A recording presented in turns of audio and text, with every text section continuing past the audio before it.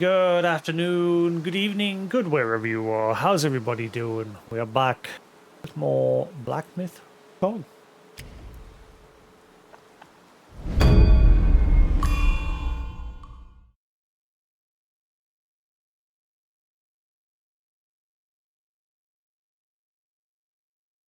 wasn't sure if I was just going to chill the day or play some more of this, but I decided, screw it, play some more of this. I read the first chapter of A Journey to the West yesterday when I went. My sisters, while they were all playing poker, I was just chilling, reading my book and playing on the PlayStation Portal. Right, so we've done just about everything here. The only thing we need to do is return to where that head statue thing was. Because I think we unlocked all the seals for that.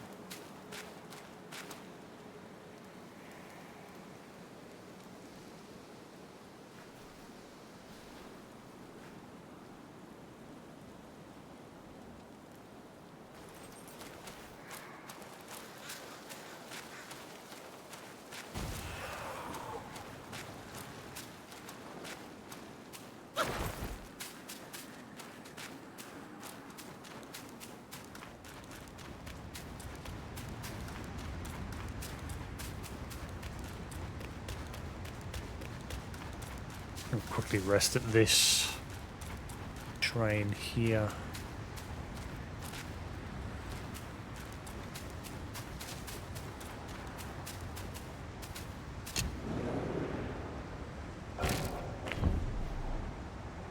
Alright.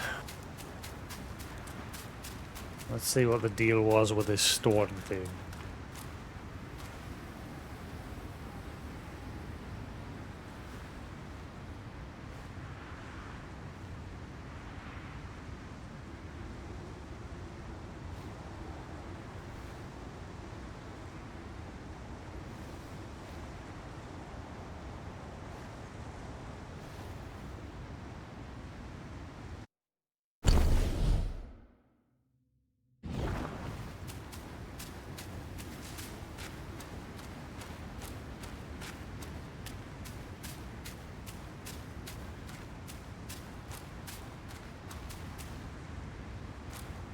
Yep, now we'll deliver those.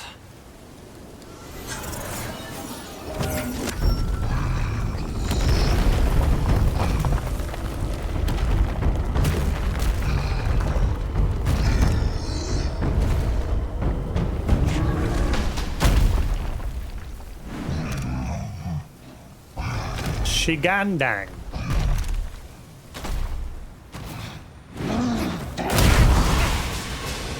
I brought you to life.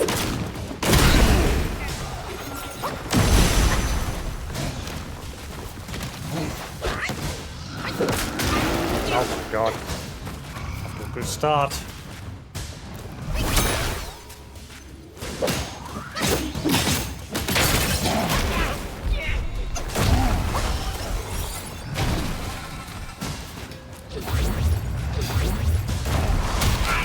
I jumped. Wow, this one's worse than the first golem boss.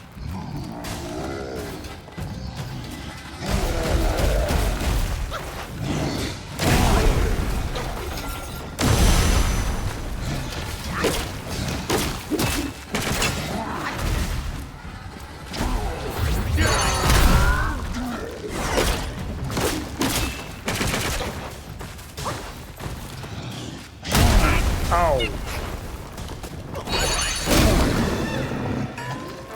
Rock, meet rock.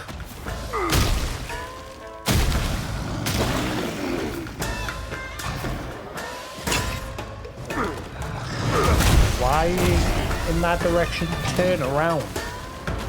And now you're doing in that direction. What the fuck?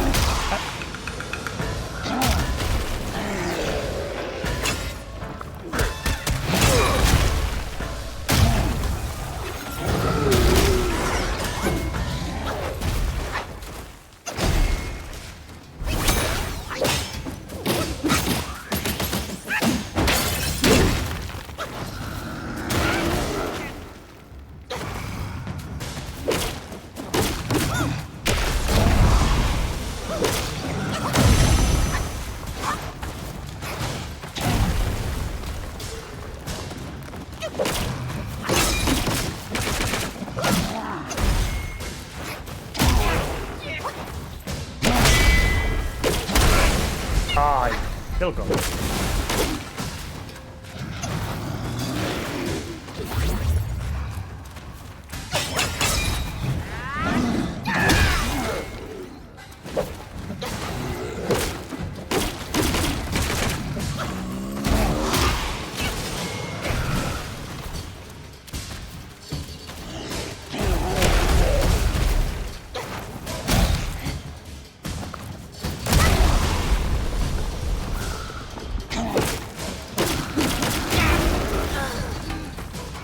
That did not feel very good.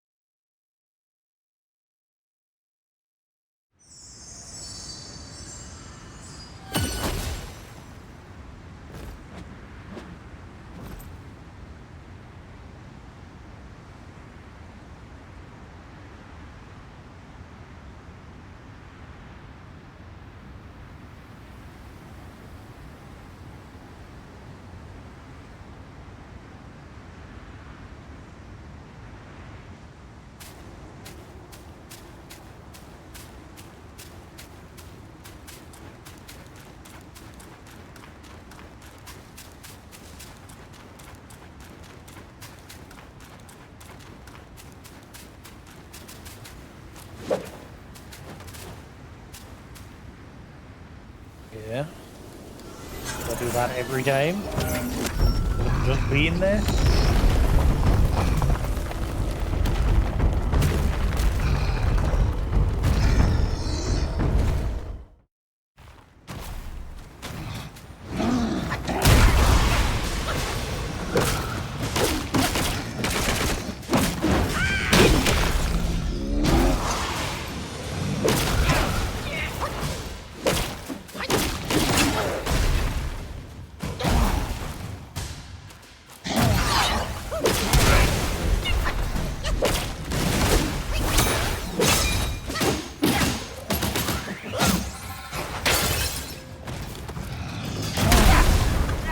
I pressed heal like 3 times there.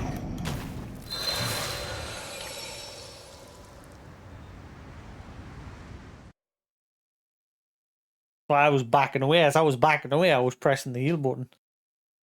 Fucking wasn't doing it.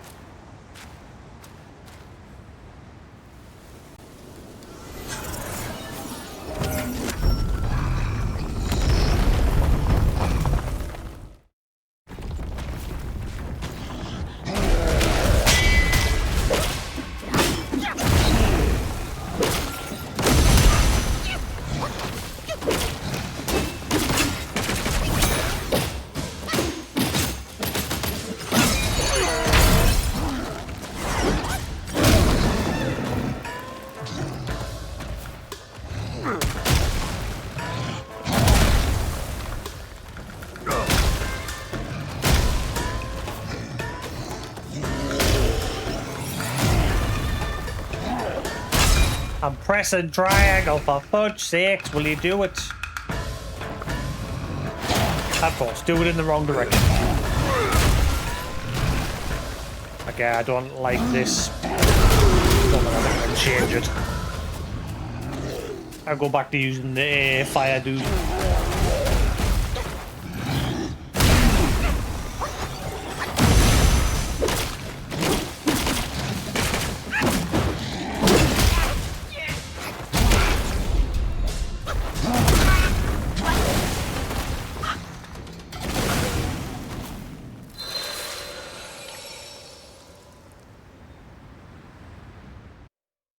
Son of a...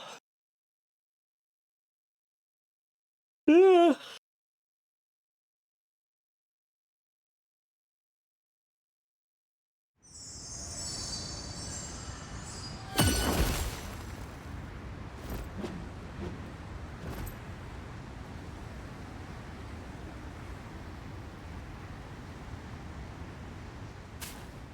All right.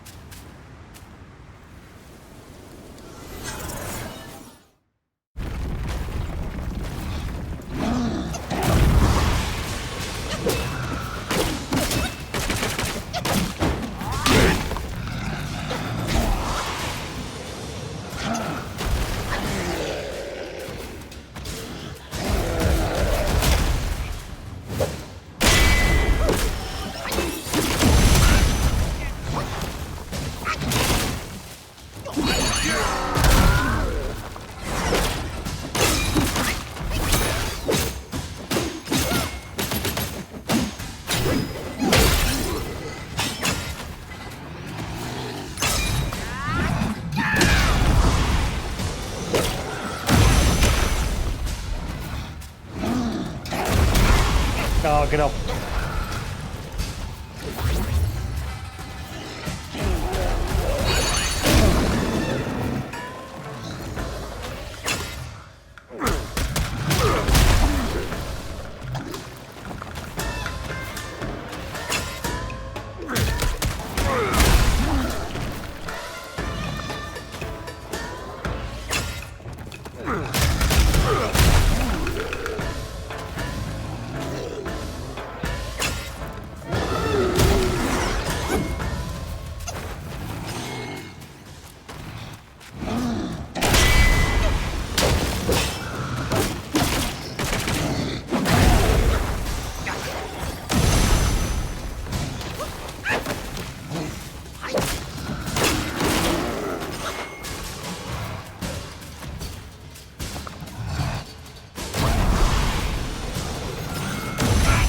I can miles away.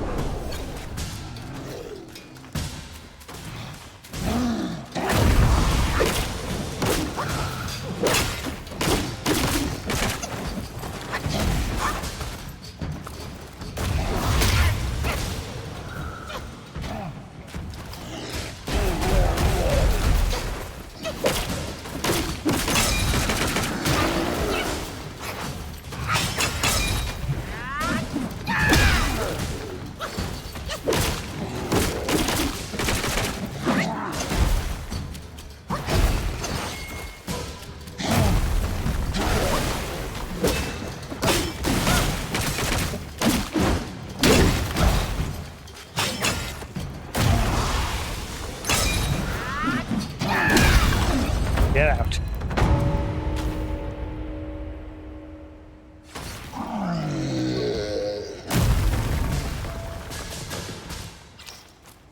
Heart of Stone.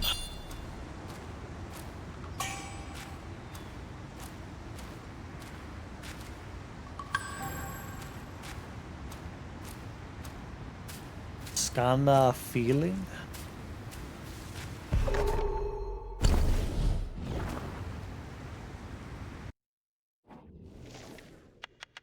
Alright, so that just leaves one. The Yao Kings.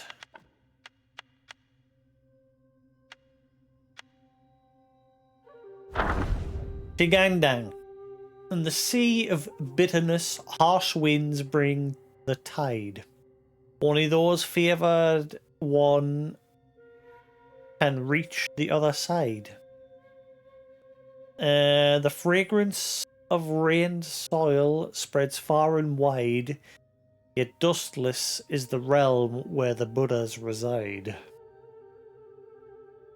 Years ago upon Yellowwind Ridge, several cliff stones drank deeply the essence of sky and earth, basking in the energy of sun and moon.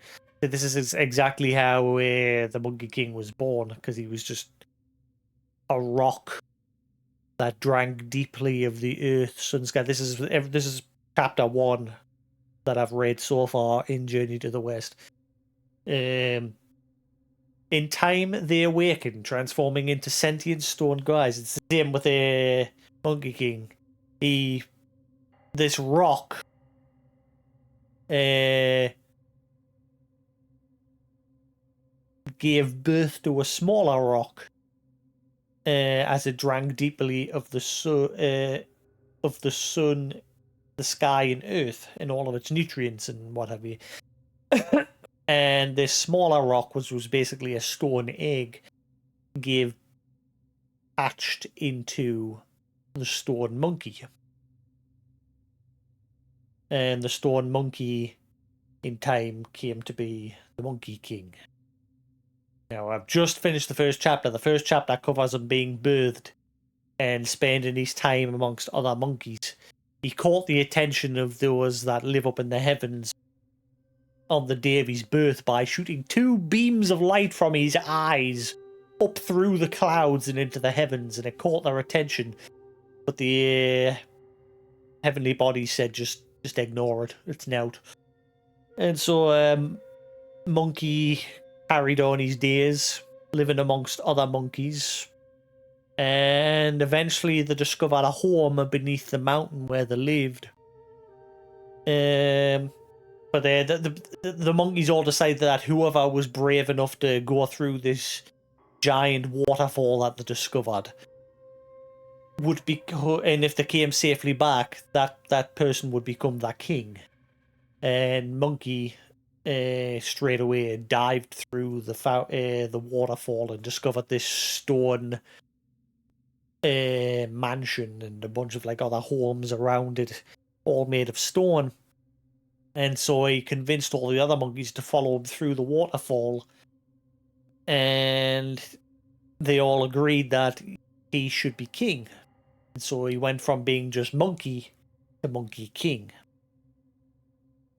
And after a long period of time living in bliss with his fellow monkeys, he began to grow bored and depressed, because he realized that if he carried on that way, he would eventually just die. And so he said his goodbyes to the other monkeys and set out on a journey to find the truth of immortality. And eventually he crossed the ocean from the continent that he was born on to another continent. I forget whether it was the southern continent he went to. And there he found another mountain. And yeah, that mountain. Well, first he met some guy that was chopping twigs in the woods, and he asked this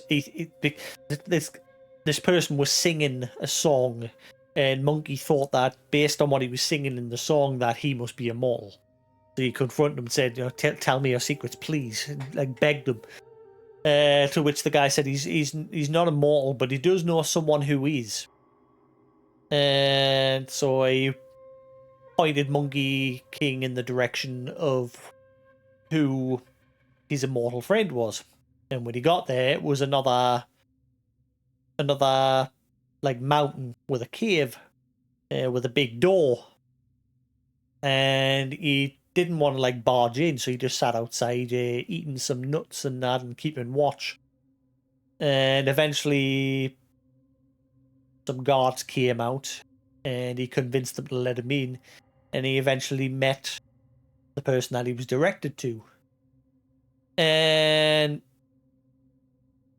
at first, the leader of this group thought that Monkey was lying when he said he came across the ocean, until eventually he told them that he was born from the rock, and he was revered as the king amongst his fellow monkeys and that. He also had other friends like deer and oxen and that. Hasn't really said much about them yet.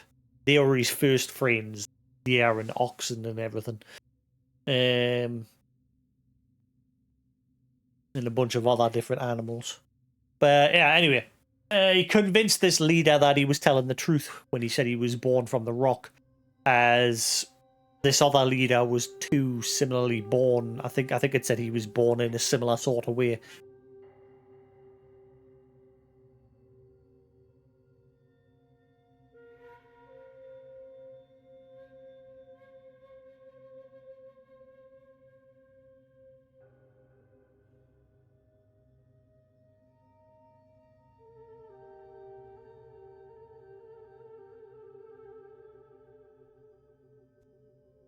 Yeah.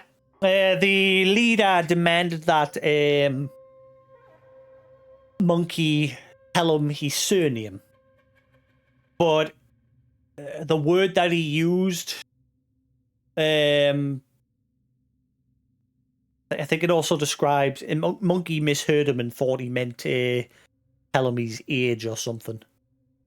To which he's obviously said he had no family, he had no mother, he had no father, he was born from the rock. I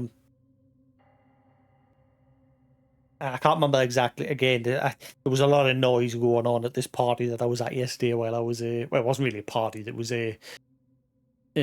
me friends and my brother and my sister. They were all like playing poker, but they were freaking... I'm glad I didn't join them, because they were just arguing on the whole night.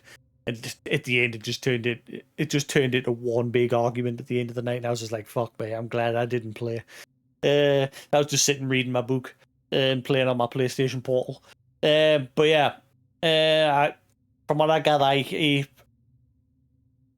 convinced this leader of who he was, and begged him to teach him his ways, teach him his disciplines, because this leader had a lot of other disciples that were following him. And once he realized that, when he asked him to tell him his surname, Monkey said he doesn't have a surname. And so he gave him the name Wukong, which I think it said meant dumb, basically. Yeah, dumb.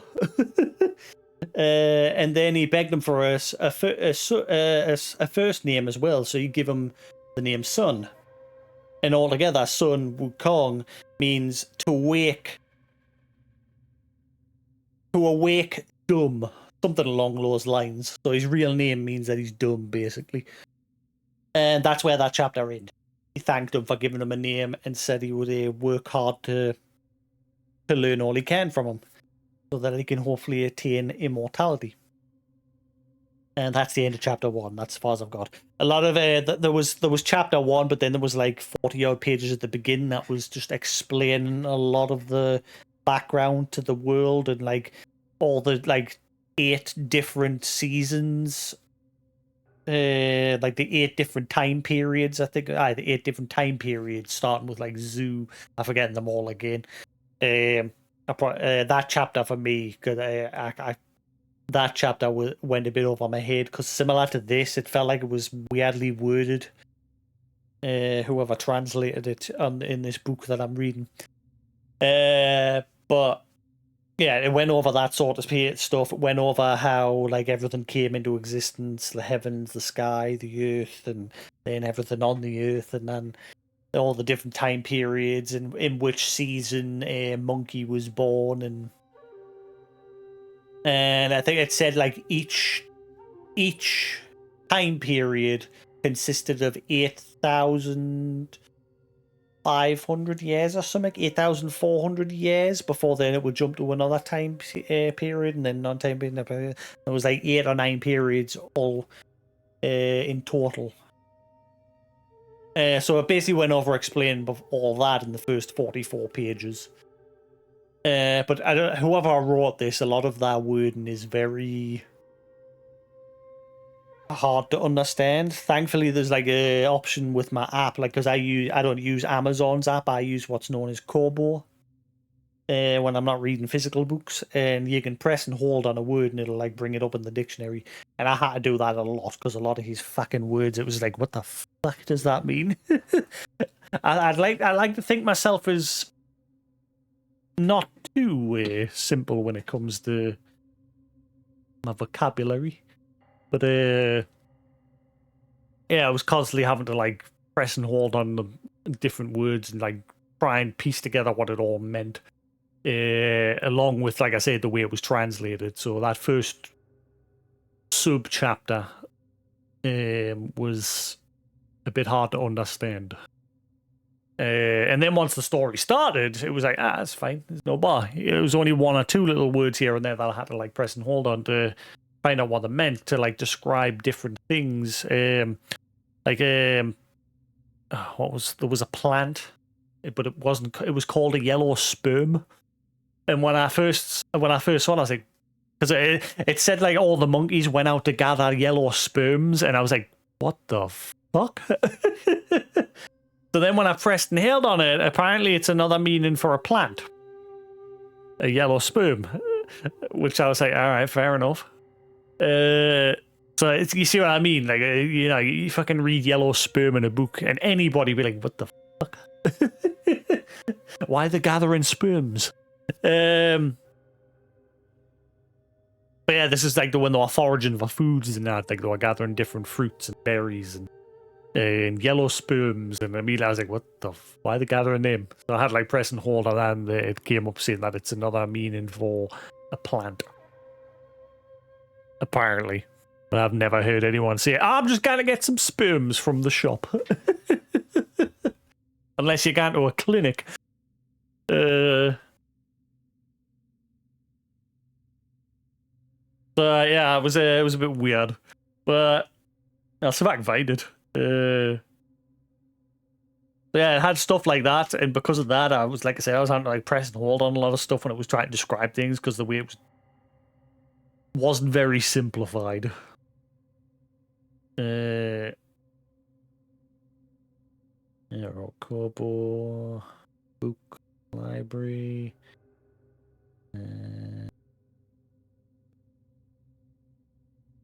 Read.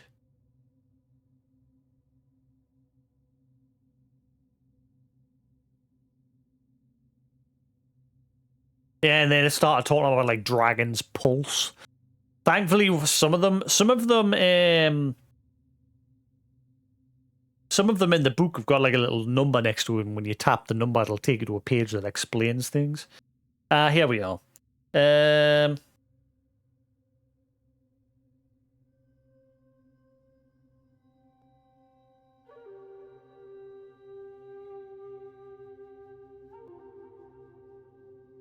There we are. I'll see if I don't know if it'll come up on the camera, but I'll see if I can show you.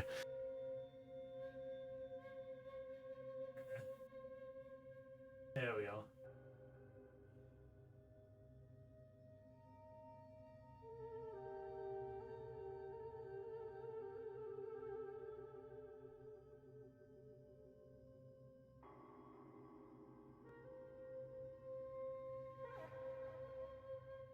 It says, in the winter they searched for yellow sperms. And immediately I was like, huh? Come again? So thankfully, if you saw there when I just held it up the screen, there's like a little number 3 next to it.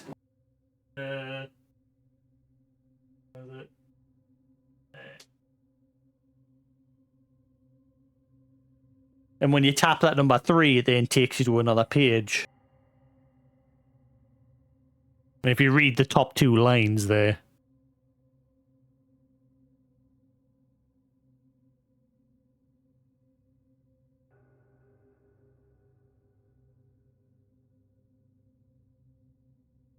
a small plant, the roots of which are often used for medicinal purposes by the Chinese. Yellow sperm. A plant. So, yeah. So the stuff like that where I was just like, what? But I got once you got through that, like I say, I got through the first chapter there so far. And the the prologue sort of thing where it like explains how everything came into being. Yeah. Carry on reading it. I'll not be reading it like every single day, just every now and then I'll just pick it up and read it. I wish I'd bought the physical copy of it, but I was lazy because it was cheaper to buy the digital one. Like the physical soft cover one was £15.99. The hardcover was £69.99, which I was like, fuck that, I'd love to get the hardcover. Because obviously they're a lot sturdier. Whereas the digital version of it was only £8.99. So I just bought that. And like I said, that's the abridged version. The original is 4 volumes each, over 1,000 pages long. But it like this abridged version is condensed it down to 500 pages, and it's kept in what this the scholar who translated and rewrote it, because he wrote 4 volumes of it as well. He translated and wrote 4 volumes of it, and then he redid it because a lot of people were saying that it was too long. So he's redone it and condensed it down to just one book at 500 pages, and he's like cut out everything they thought wasn't too important. But he says he hopes that if people enjoy it enough, they'll get the 4 volumes and sit and read through them. Right.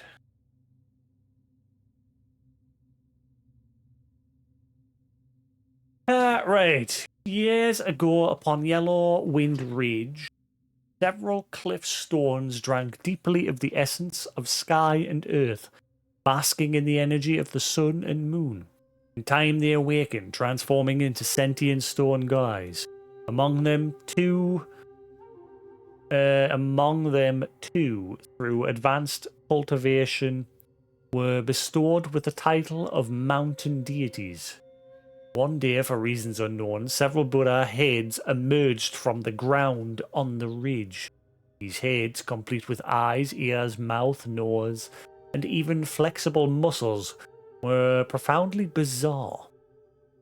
Upon seeing any living creature, they would scream loudly, and if approached, they would swallow the creature whole.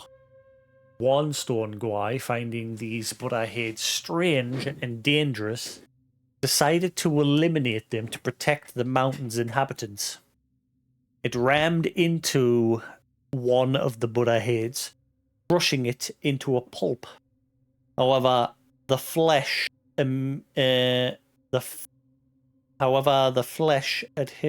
to the stone guy's body soon grew into a new stone Buddha head.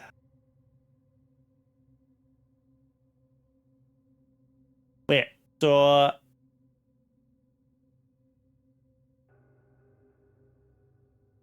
this stone guy that charged into it got absorbed into it and became one of the heads? Why does it say the flesh though? Because he's a stone guy. Yeah. From that moment on, the stone guy's temperament completely changed. He began to roam the mountain, searching for other Buddha heads, crushing them and allowing them to grow on its back. Like Boo. Is this like supposed to be like fucking where Majin Buu was based on? Because obviously we know Goku was like loosely based on Monkey King. And I noticed when Monkey King uses his gourd to seal the spirits within, that's similar to Army's ability that he uses with these little flasks when he tries to seal them during the Tournament of Power. Again, Dragon Ball draws a lot of inspiration from this as well. From that moment on, the Stone Guy's temperament completely changed. He began to roam the mountains searching for other Buddha heads, crushing them and allowing them to grow on its back. As the number of Buddha heads on its body increased, so did its size. It no longer took nourishment from the universe, but instead fed on the mountain's living creatures to cultivate. The other Stone Guys could not defeat it. A single punch from it would shatter them into pieces, destroying their souls.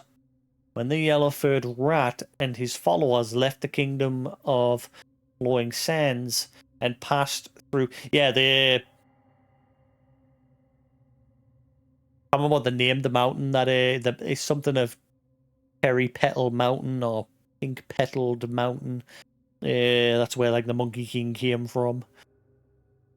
And then the cave that he found underneath behind the waterfall also had a name. There was like an inscription inside the cave that named it. Anyway. When the yellow-furred rat and his followers left the kingdom of Flowing Sands and passed through Yellowwind Ridge, they encountered the mountain deities leading several stone guys to drive the infested stone guy away. The yellow-furred rat seemed to understand the nature of those Buddha heads well. A strong sense of righteousness led him and his followers into battle. In a great victory, the yellow-furred rat not only destroyed the infested stone guy, but also eradicated all the flesh Buddha heads in the mountain. He extracted the essence from the guy and divided it between the two brave mountain deities. He also gouged out the eyeballs from the Buddha heads and placed them in the valley as a seal, which is what we got rid of yesterday. We went around and got 6 seals. The mountain's inhabitants greatly admired the yellow wind guy. Seeing that he could summon the wind, they named him the Yellow Wind Sage and revered him as their king, settling with him in Yellowwind Ridge.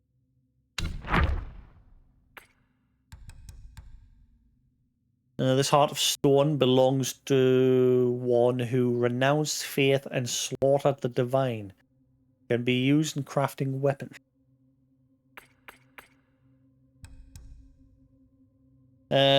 Skanda of Feeling. Emotion is the child of uncertainty, born from the touch of experience. Once hidden inside the Buddha's head, this treasure has a secret yet to be revealed. Okay. Where do I take that?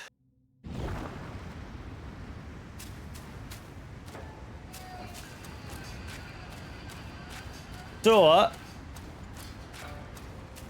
there's 2 places I know that I can still interact with. There's the place where we fought that tiger in the blood pool in the Crouching Tiger Temple. There was a statue there, and there's also the statue behind that door where we fought the 3rd Prince Rat and he's dead. That's what options at the minute. Ooh, I can craft an altogether new weapon. Ooh! Ooh, wow, this one raises defense. Moderately increases the damage executed by charged smash heavy attack. Ooh.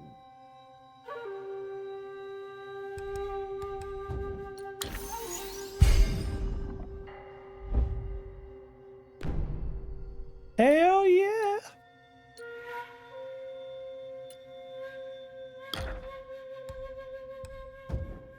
Shame the DLC weapon didn't have any like upgrade options.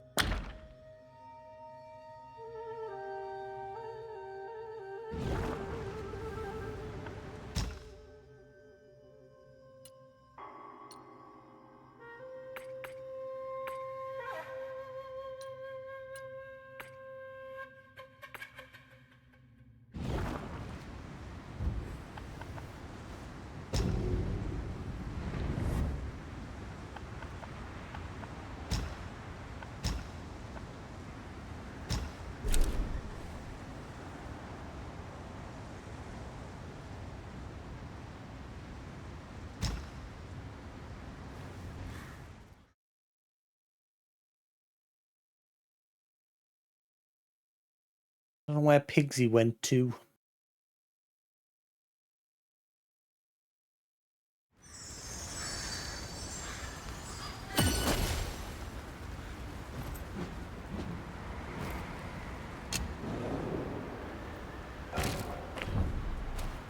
Is he chilling around here?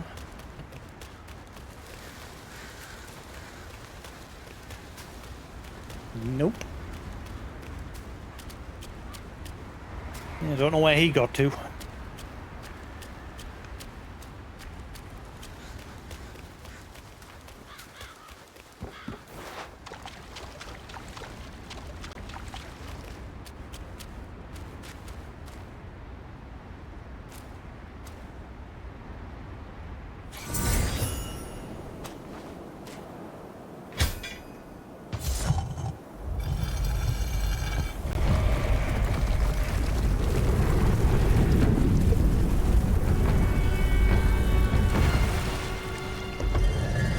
What's this, Aladdin?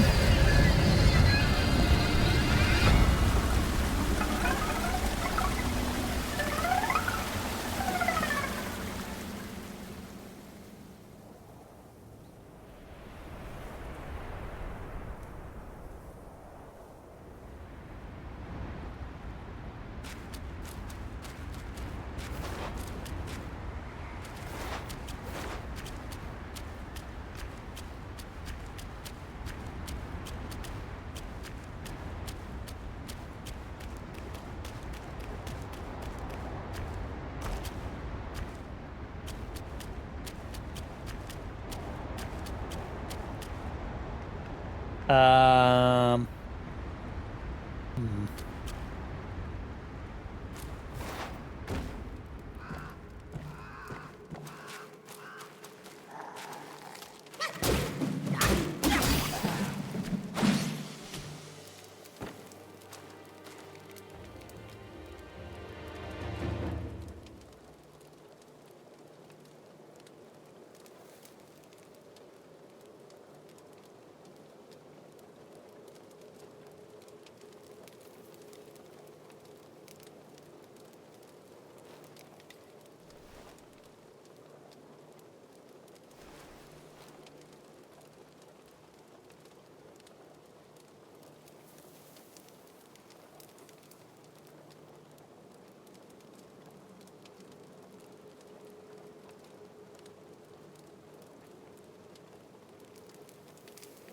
Right, fuck it.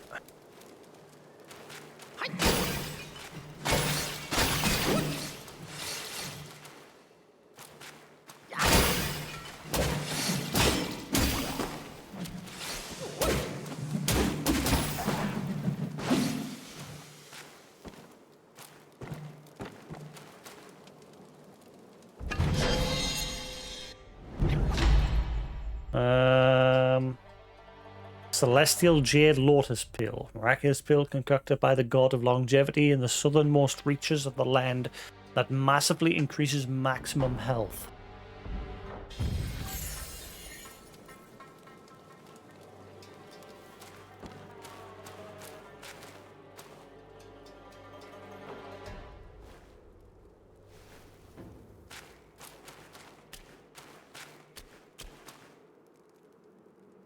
Yeah. Ah.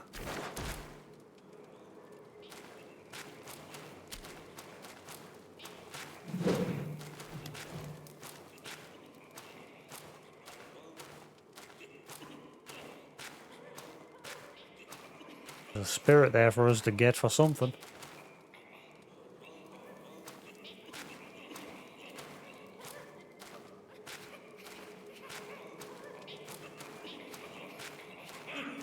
Whoa, what are you? Bring it on, he said. Whoa, that's a lot of dudes.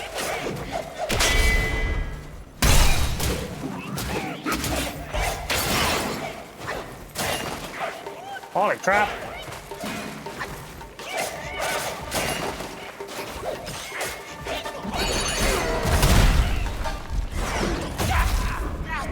Oh, I wasn't watching me hell.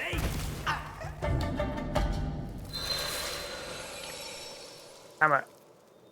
I stopped watching my health. Like an idiot.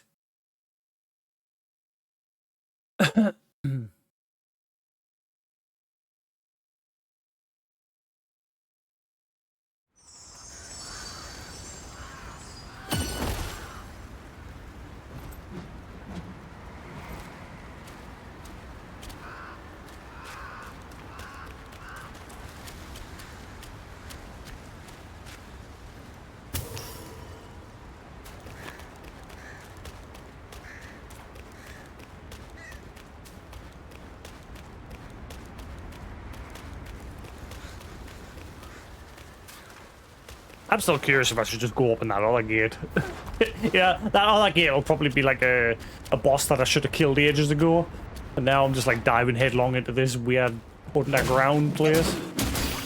Which, like I said, reminds us very much of Aladdin with the whole lion head entrance.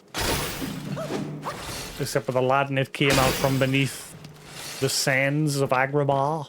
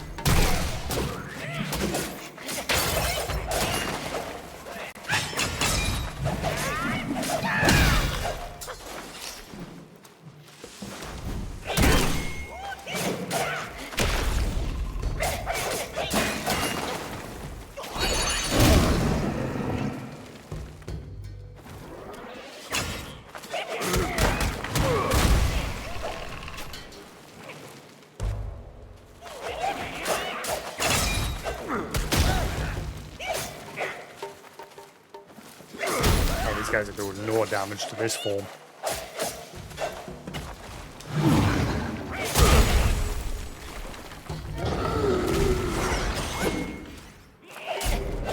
Oh, my health.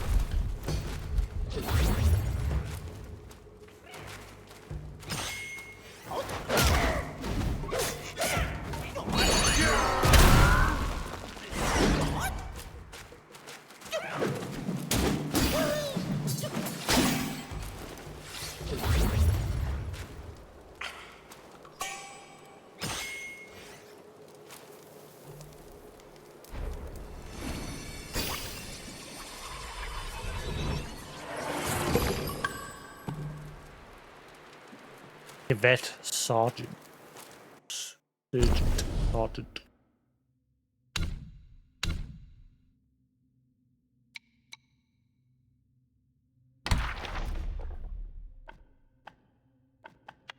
Missing one.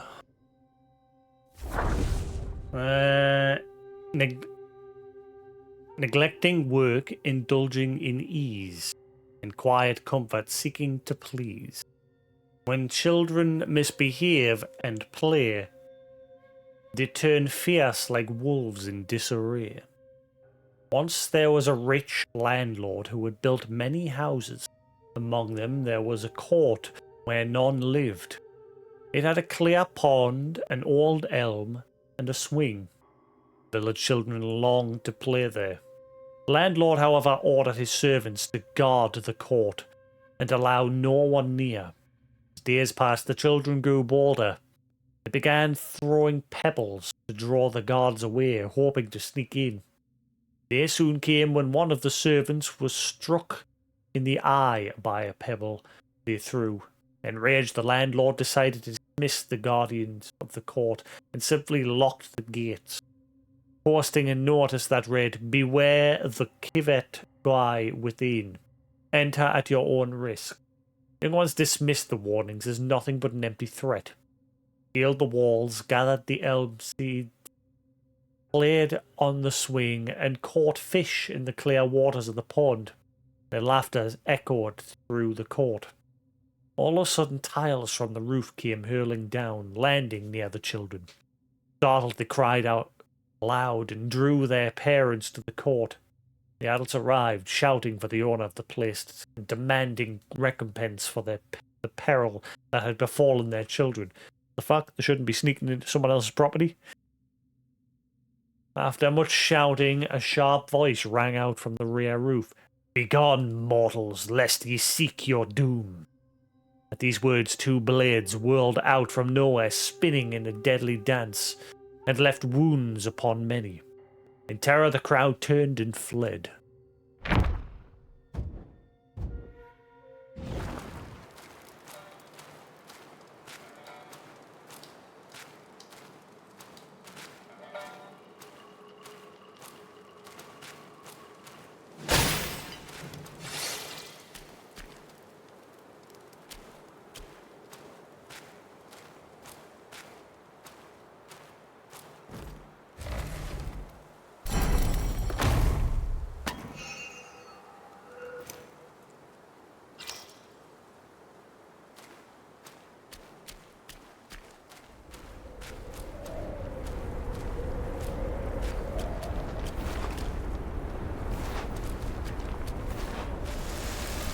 No, I want that.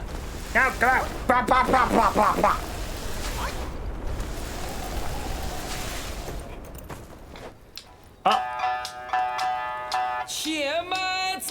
Hold your step, hold them true, lest your head gets severed too.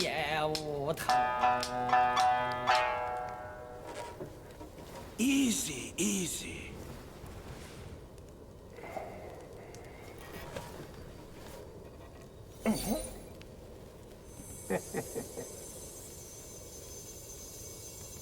He gave us an armpit hair.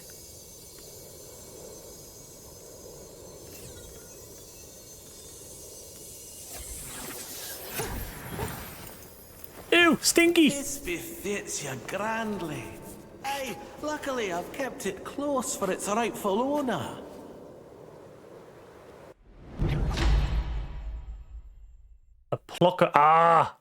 A pluck of many. Blowing strands into the air creates duplicates to assist in combat. There we go. So now we've got the shadow clone jutsu.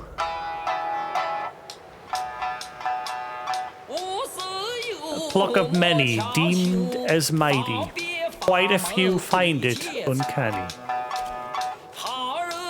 But if ye ask me, I deem it a wee trick. Shortcutting makes nothing great.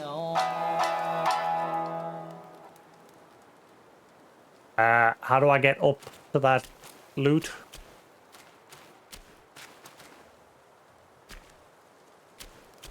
I'm gonna activate this, but then I want to go back up, buddy.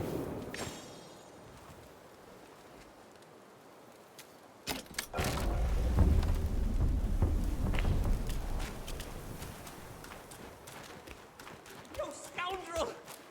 How dare you disrespect an An immortal? What's the fox, dude? It's you again! You've bested the Yaoguai!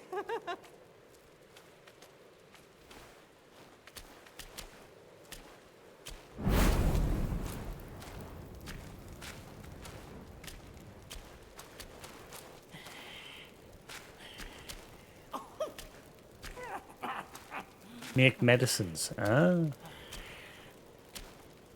May Lord Lao illuminate your path, brave one. I can never repay you for saving my life. Oh, here, a token of my gratitude. A mind call.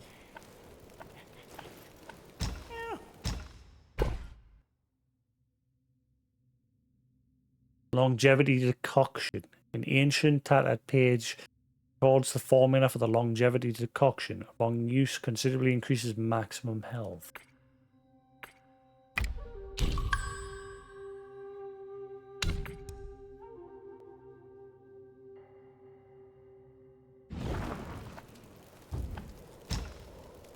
Celestial medicines, mortal medicines.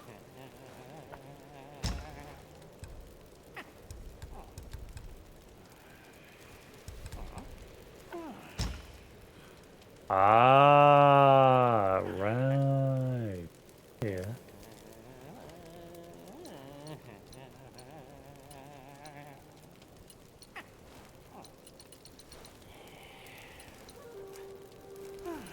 So I have 15 mind cores, and I can use them all to like permanently increase my health.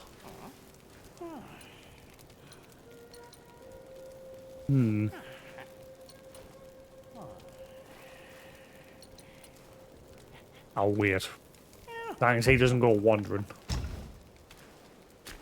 want to get that loot that's up here somehow. I'm probably, like I say, I'm probably gonna have to teleport to the previous shrine and come back.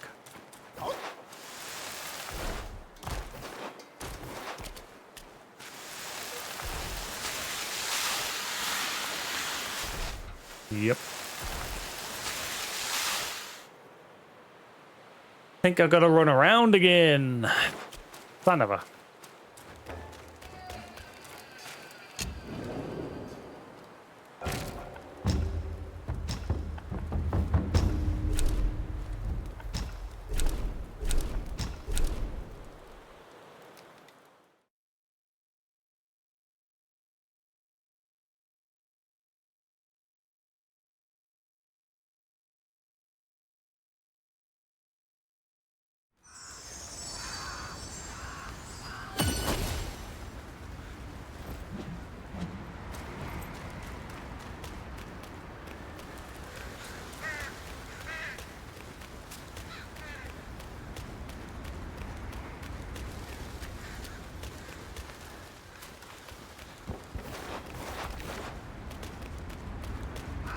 I'm probably going to clock quite a few hours into this because taking my sweet time, explore as usual, like I do in every game.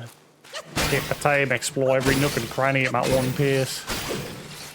Sometimes do a bit of backtracking if I'm not sure where I'm going.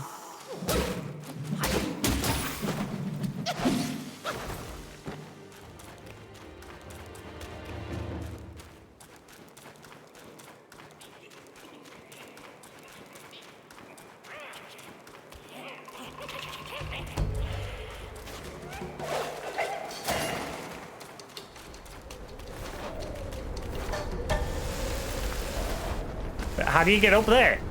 How do you get up?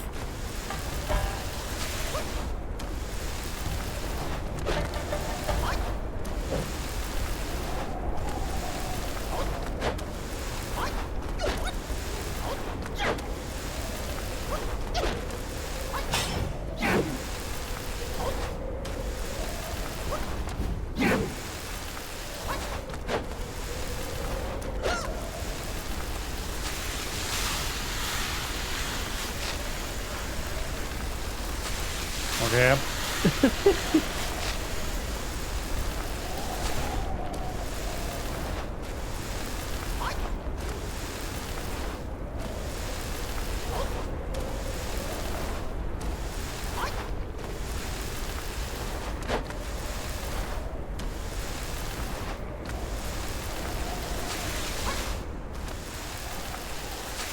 Oh, I hate it.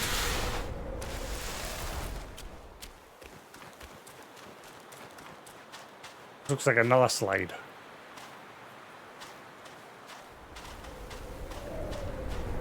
That's not. Yellow wind formation.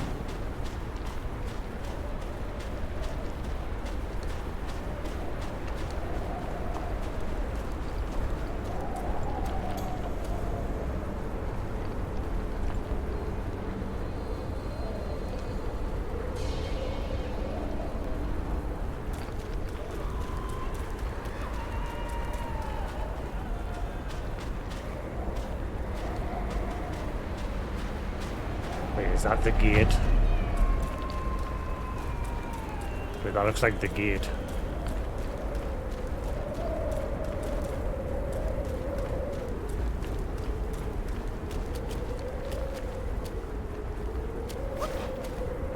Which I could see on the other side. Is this the gate that I had near where the third prince was? No, it can't be, because you could see behind the gate if you went around a little bit. It definitely isn't it.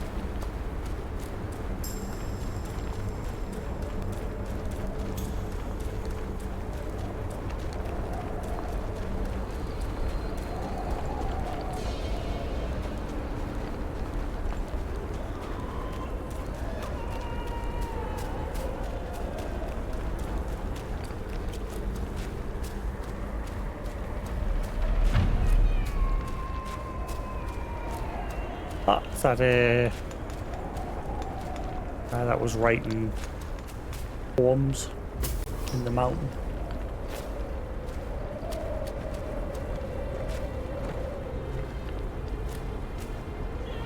I think it's him anyway. Looks like him.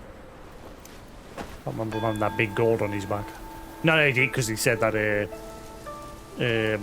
he gave us a gold. I remember. Saying it's not as good as his.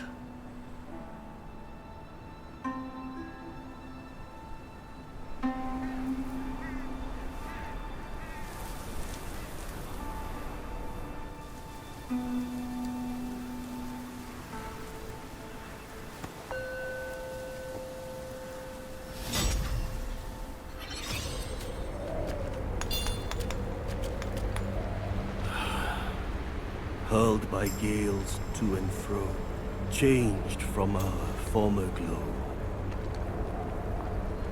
When the Long King defied the court, the Jade Emperor was set to punish his entire house. The four sons of the Long King, deities of the four waters, fled. Deities? Not even they have control over their destinies. Once caught in the threads of karma, all are mere offerings on the platter. Four longs for the four waters under the sky. Their destiny is sealed, as yours and mine. I've already beat two of them.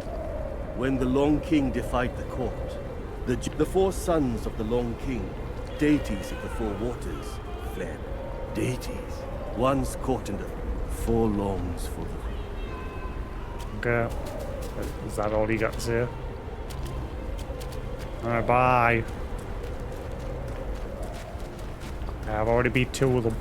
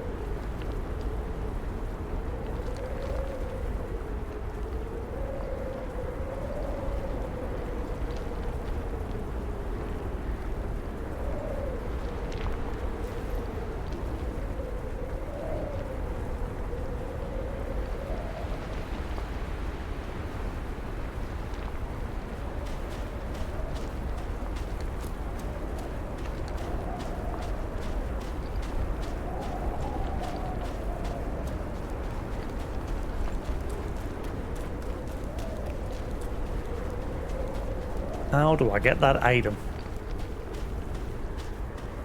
I'm thinking I have to do that. I couldn't get that. I couldn't quite get the height.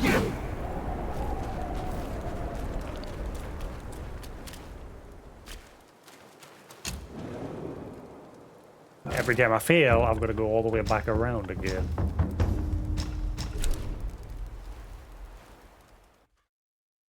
As I can't quite get it just yet.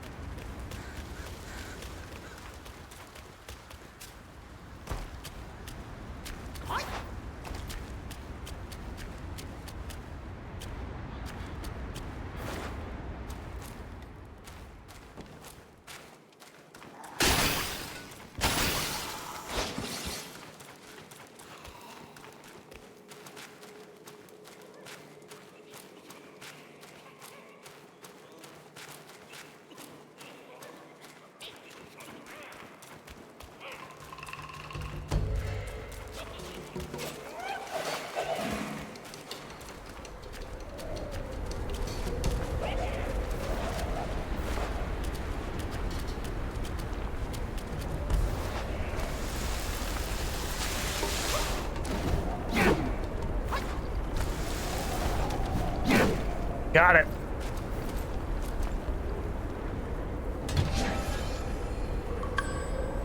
Tiger relic.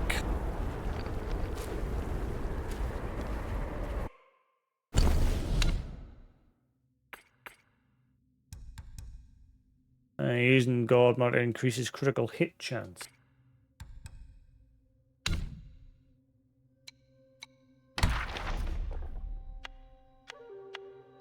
Oh, finally getting info on the Headless Monk.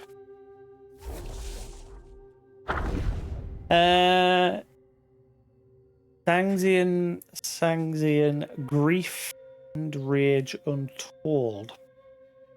Defeated and demeaned by my follower bold. Confused, I saw kindness repaired with hate. The sands obscured the truth. The wind seals my fate. Who was it that he was following again? One of the notes mentioned. Wasn't the pig dude, was it? I can't remember who it was. Was it one of the tiger men? Children of the village were at play near in the days when strange winds first howled through Windrest, a curious event unfolded. Children of the village were at play near the village's edge when haunting chords from the Sangzian wafted through the air. Their young ears caught the song's pleasant notes. In a land of bloodshed and chaos thing. Intrigued and never having heard such a song, the youngsters raced towards the musician. As they neared, they beheld a figure leaning on a boulder, headless. The children scattered in fright, all but young Chengda, who stumbled and fell. As he lay weeping and watching his friends flee, the headless monk ceased his strumming. He emerged from behind the rock and strummed once more. Invisible forces gently lifted Chengda, steadying him on his feet. No longer fearful, the boy observed that, apart from the missing head, this figure resembled the benevolent monks he'd seen in the hamlet. Seeing Chengda unafraid, the headless monk plucked another cord. A cooling breeze passed over the boy's bruised leg. Looking down, Chengda found his wound miraculously healed. Clapping in joy, he exclaimed, "Magic! Magic!" Monk strummed again, and Chengda torn his torn trousers restored themselves. With that, the monk returned to his eerie song.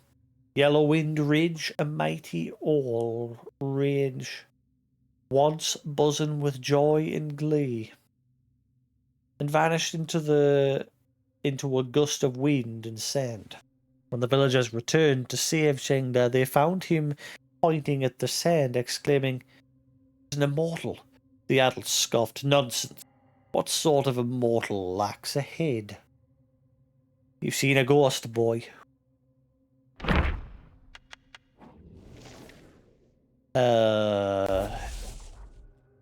Who? Alright, the wolf. Zoo dog? Sounds like a rapper. Zoo dog. Nor divine arts, nor meditation's trance. With a palm fan, he nurtures his pills dance. A sincere heart, the medicine he seeks, bored by human wars and worldly techniques. At the eastern end of Qingzhou Alley stood a modest Taoist temple, home to a solitary Taoist. This Taoist professed to have discovered the ancient formula for an immortality pill from the sea, earning him a reputation as a miraculous healer. The Taoist's pills, when taken by the sick, showed no significant improvement, and when taken by the healthy, had no noticeable effect. If anyone inquired about their efficacy, he would calmly explain, "There is no such thing as a wondrous cure-all pill that can bring the dead back to life." The true health arises from the harmony and smooth flow of one's essence, vigor, and spirit. Consequently, people again began to doubt the Taoist's skills, leading to his temple being sparsely visited and few seeking his medical assistance. In the city there was an old man named Mr. Chen, whose wealth rivaled that of nobility. Now in his 60s, he had fallen gravely ill, showing signs of being near the end of his life. His son sought the Taoist and invited him to treat his ailing father.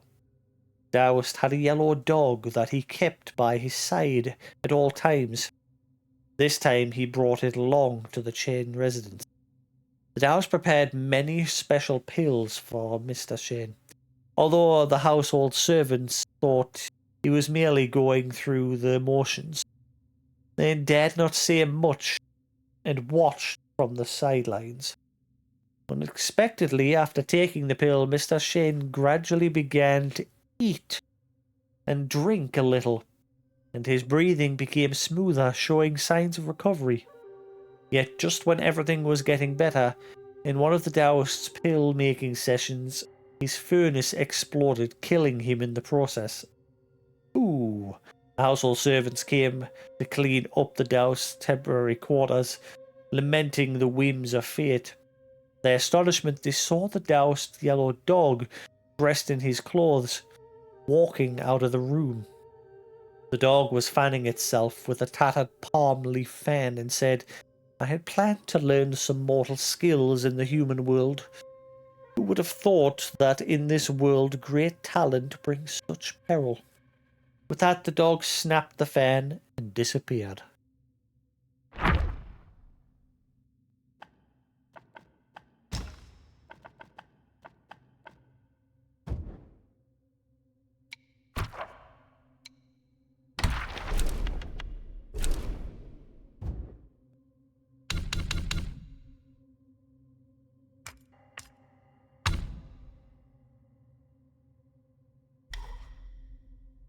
Long strand. Each talent level moderately increases the duration of duplicates.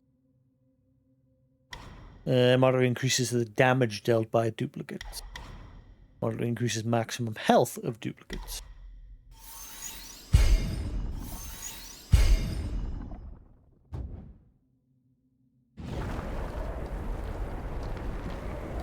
Alright, cool. So I managed to get up there. 4 times the charm.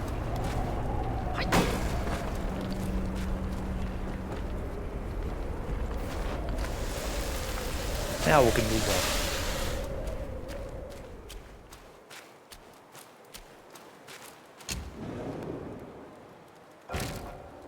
on. I don't know, do I spend all my current ores to get my health increased? Or do I split it?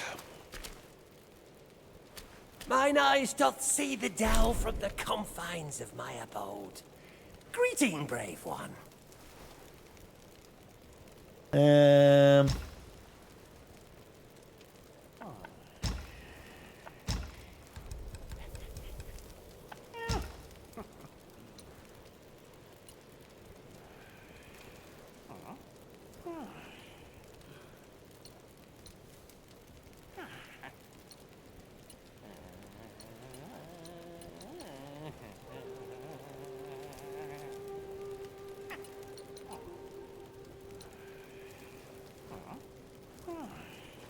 Oh wow, that only costs. I'm guessing as the number I've made increases, that'll increase.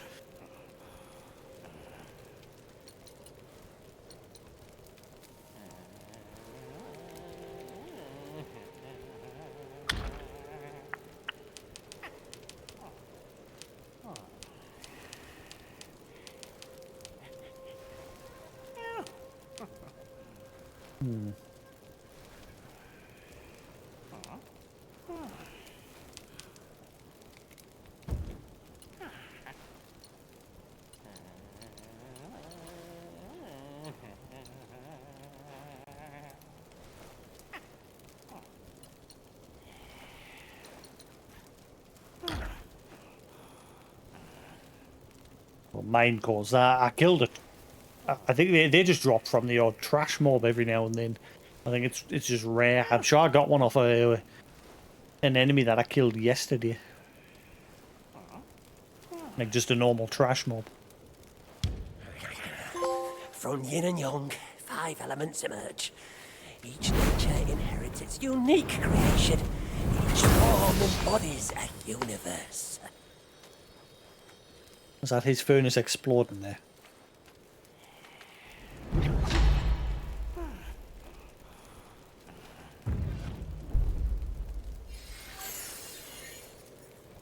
I didn't get up much.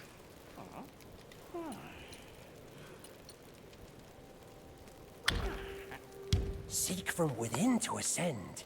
Seek from without to craft pills. Craft pills, Captain.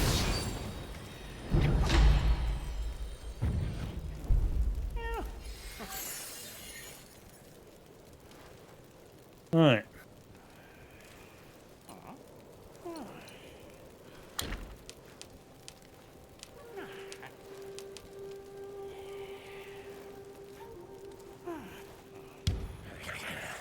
From yin and yang, 5 elements emerge. Each nature inherits its unique creation. Each form embodies a universe.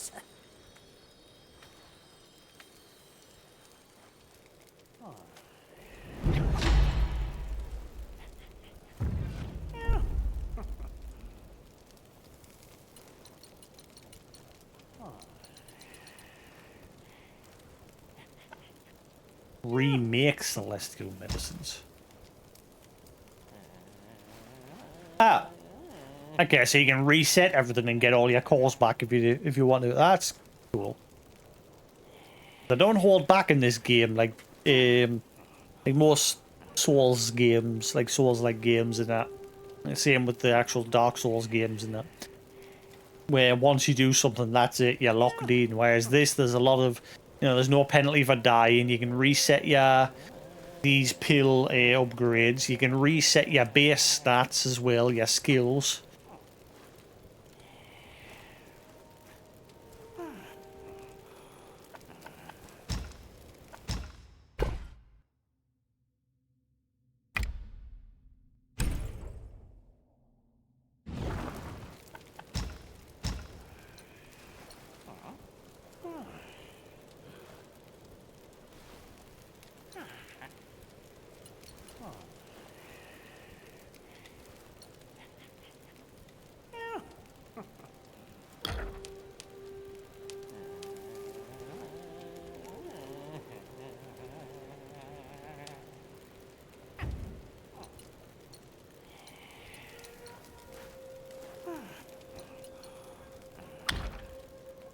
Seek from within to ascend. Sky and earth.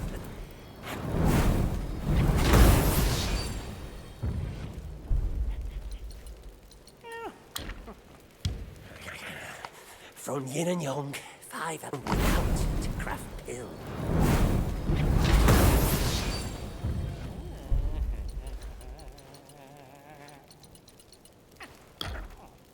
Uncover the secrets of sky and earth. Unique creation.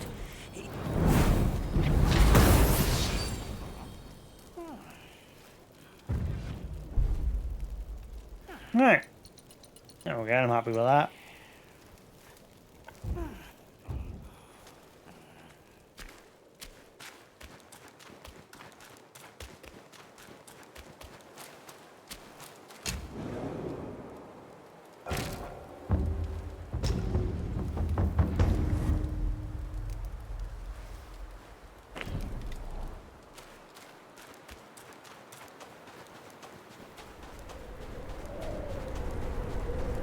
Yeah, I want to change from that stone thing. Actually, no, I'll keep it because it only seemed shit when I was fighting that stone. The only thing I don't like is the way its charge ability works. Like when you press and hold triangle, this charge up its like dive attack that it does. You can't change which way you're facing while it's charging. You're just locked in immediately. And I didn't like that.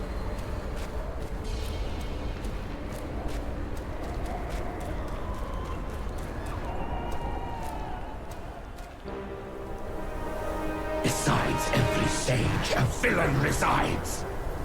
Beneath every mountain, an abyss lies. Oh.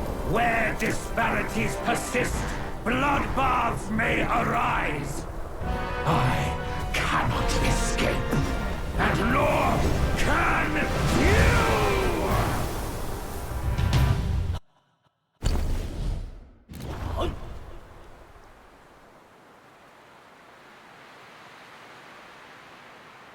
The Yellow-winged Sage. There's that symbol in the top corner would go away.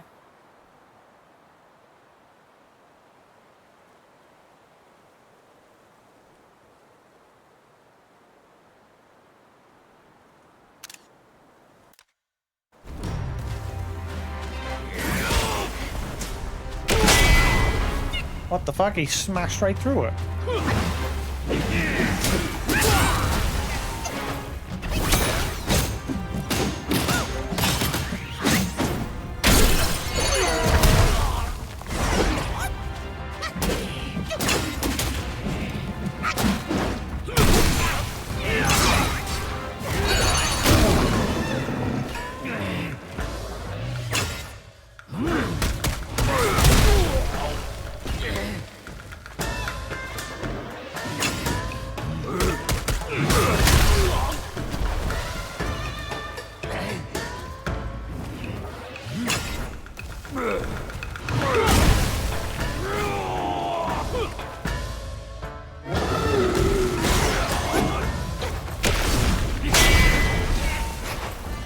Twice he just slapped right through my sword.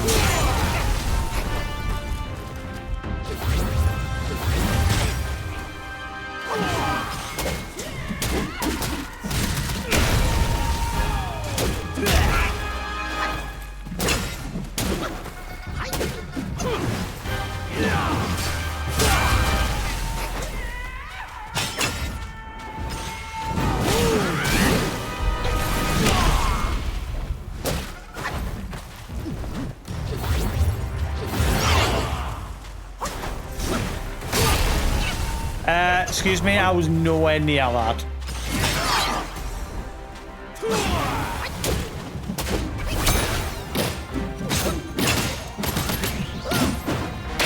One more taste of my Samadhi wind!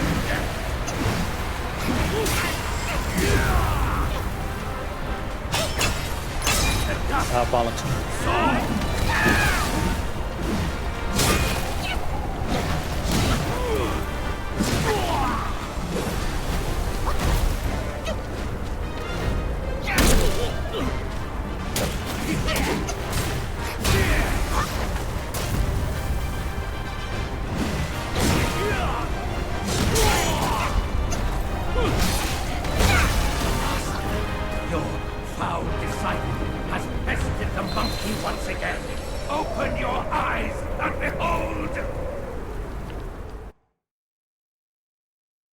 Oh, he's carrying the head of his master. Is that the Strummy dude? Since he said he was betrayed. That's a big hit for a small body.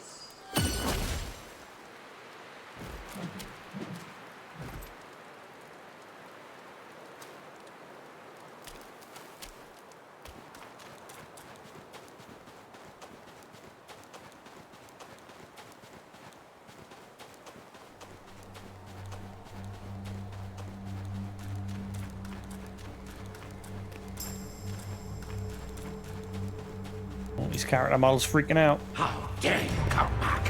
Why do you have to come back? I always come.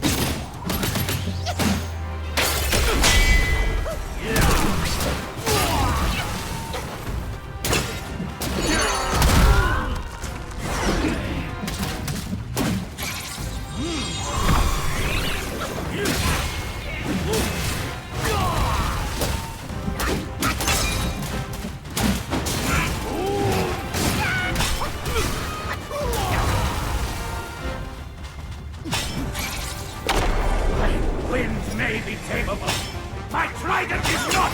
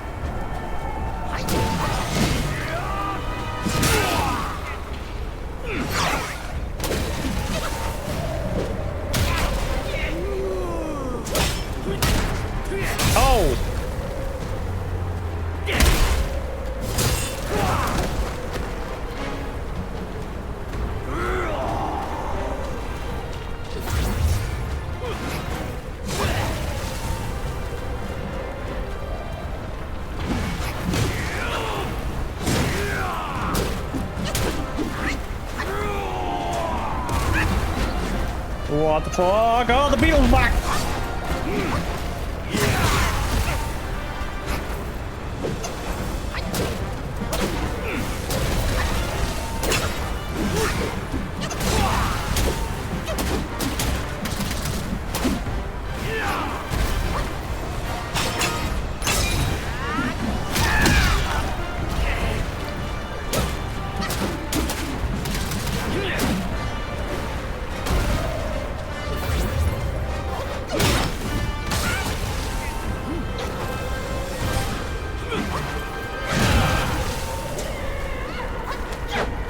Now what?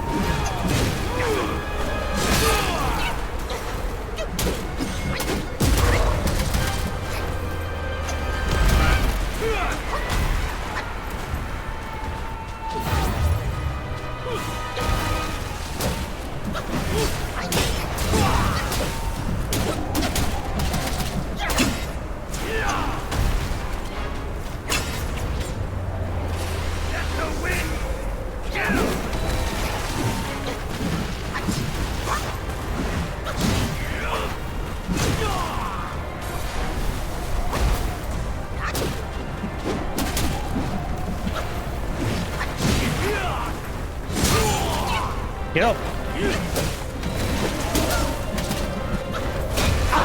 I'm a renegade, whom they will never forgive. So be it. Now!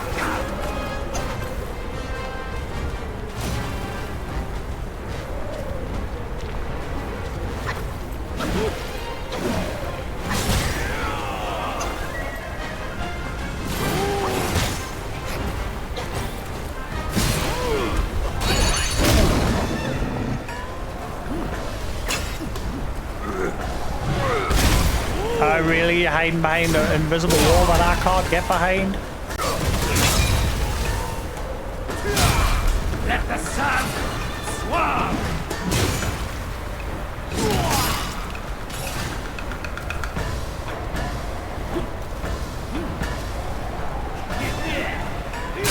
I can't move, I'm getting stun locked by this damn... Wow, that got wasted. I got stun locked.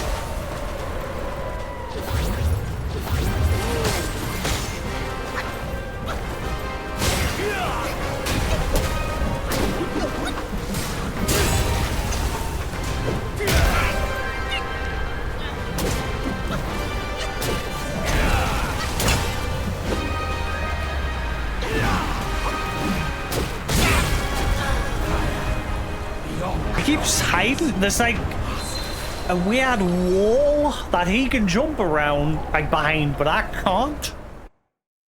Like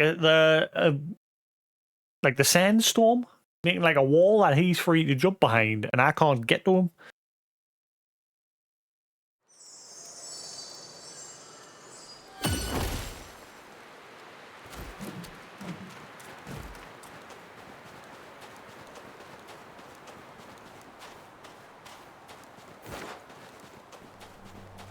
I think that's what my R2 and air ability got rid of. Because that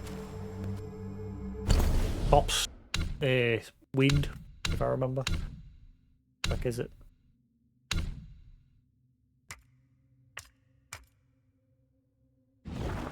Come away. Oh yeah, it was that was it. Yeah, the wind tamer.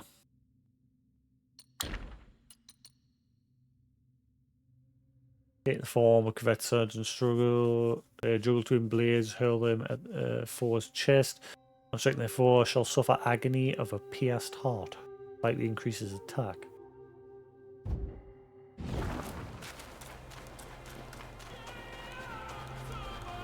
A skinny wretch like you has come far enough!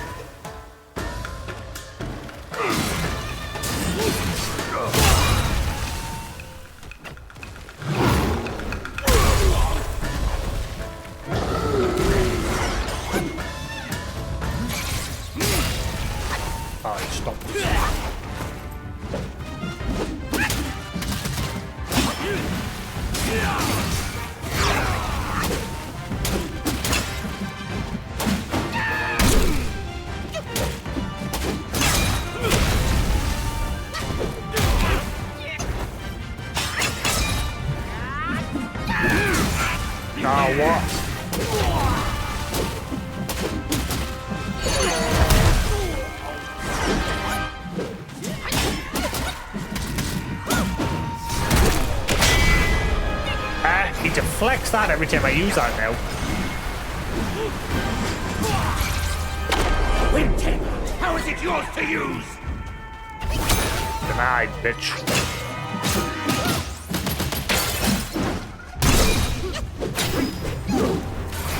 Let the dust soar!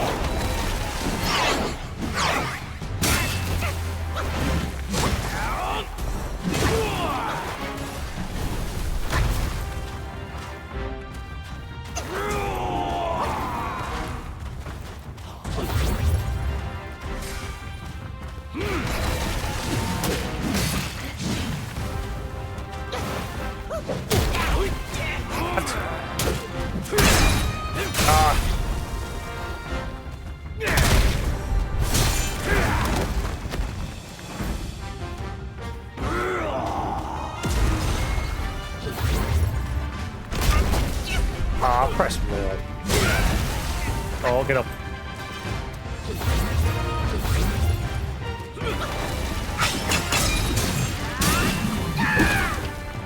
Again, he missed it.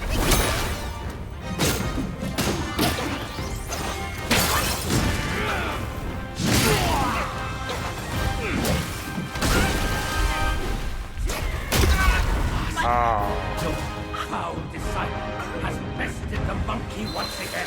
Open your eyes and behold!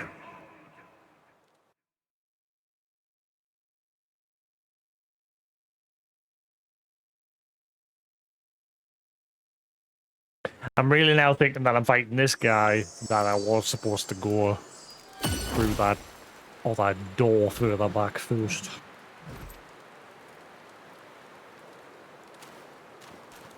Because I think once I beat this guy, that'll be the end of this stage. Then again, there's that door over there. But I'm curious if that door leads to here as well. I'm curious if that's the door. I don't think it is.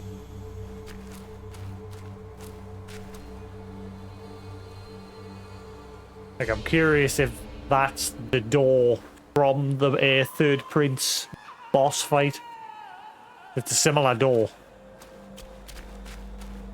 Or maybe they both just lead to the same place. Depending on which one I chose. How dare you come back? Why do you have to come back?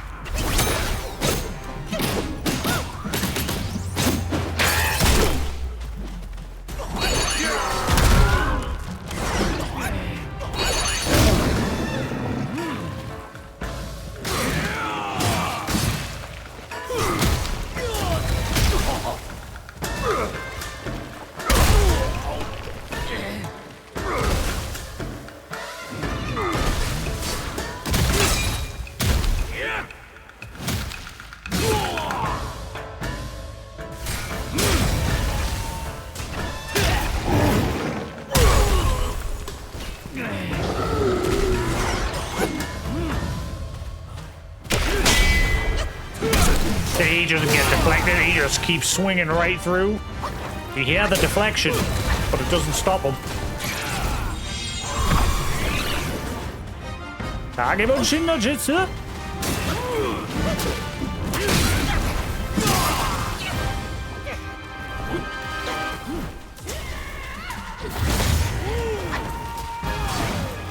He's not even paying attention to the Shadow Clones either.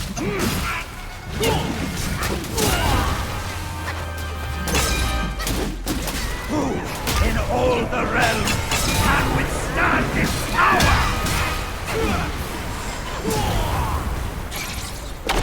My wind may be tameable. My trident is not! Let the wind kill!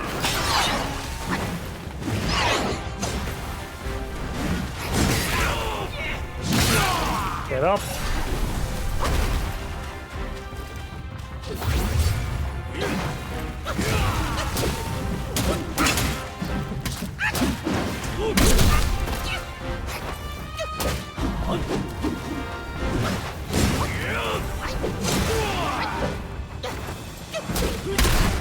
Oh, that's fixed that point. That's supposed to happen when you get halfway.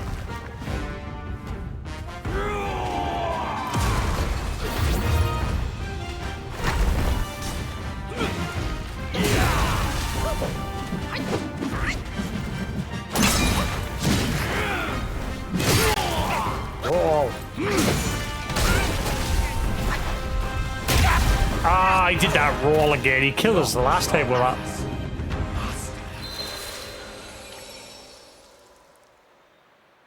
That ever.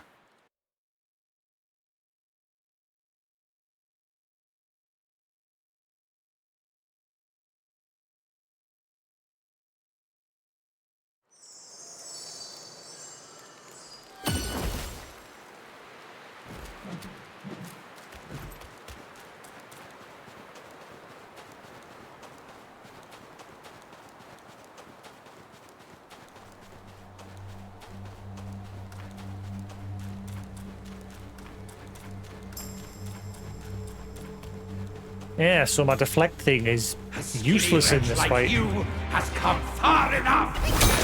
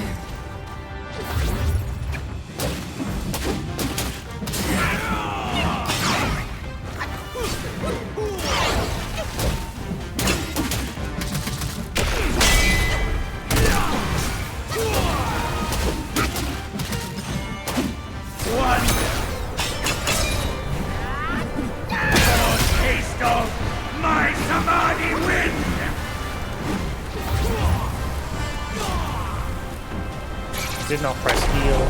Press How is it that. yours to use?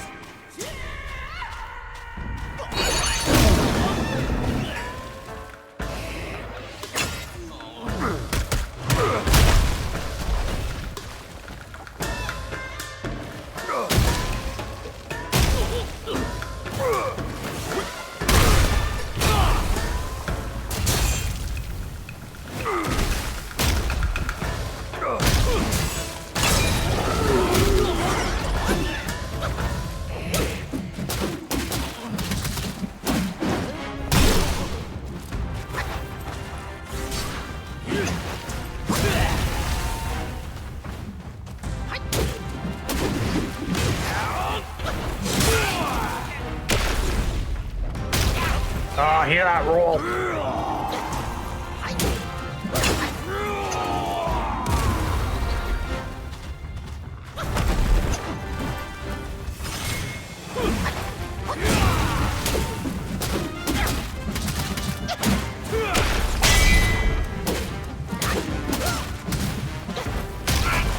Oh, that roll.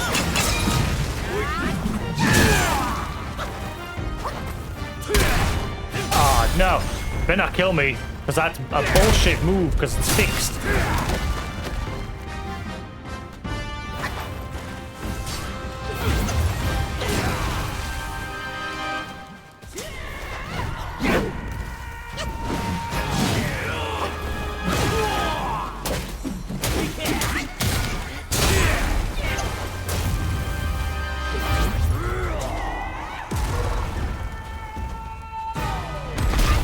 Ah, press roll.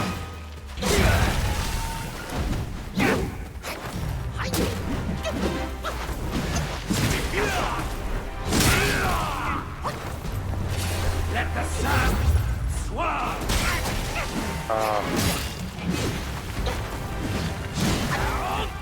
Camera's not helping here.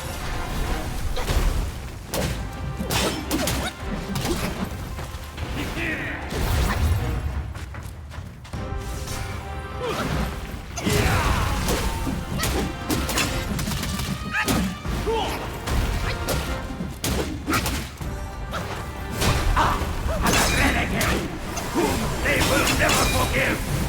So be it.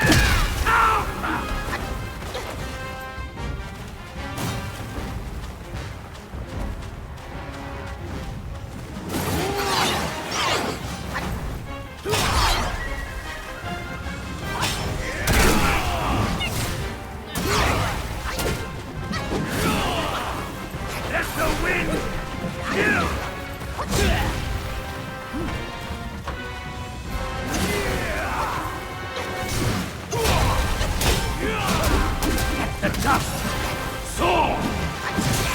I don't like that because the camera. And stand against this wind of mine!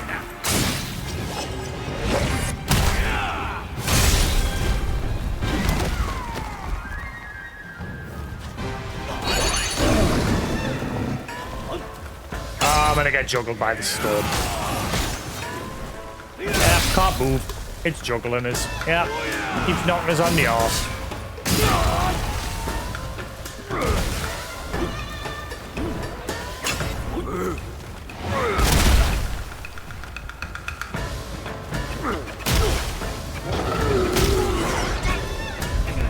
That's fucking bullshit.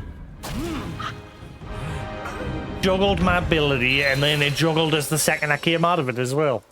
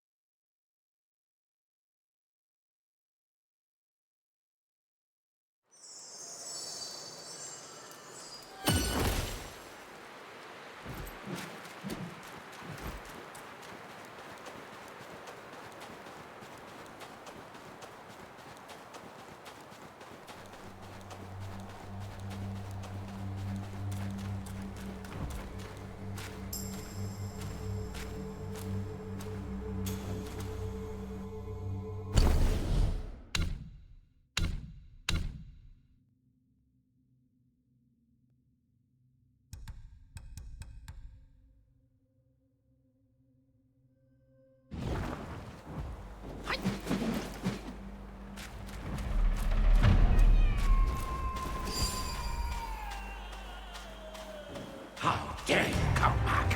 Why do you have to come back?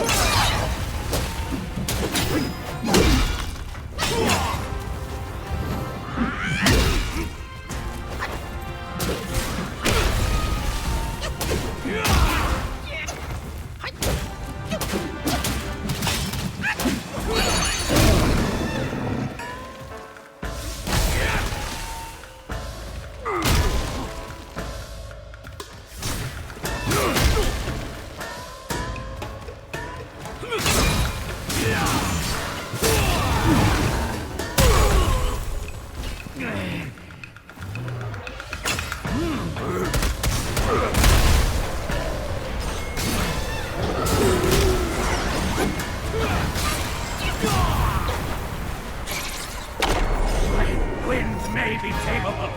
My trident is not!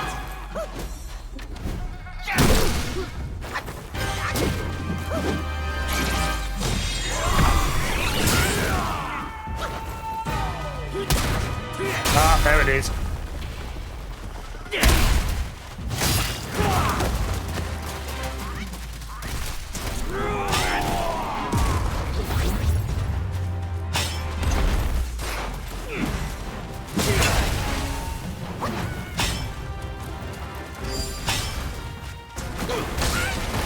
What the fuck? Hello?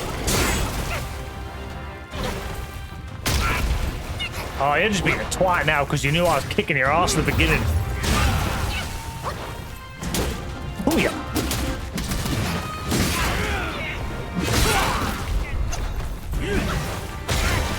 Oh wow, he's just non-stop.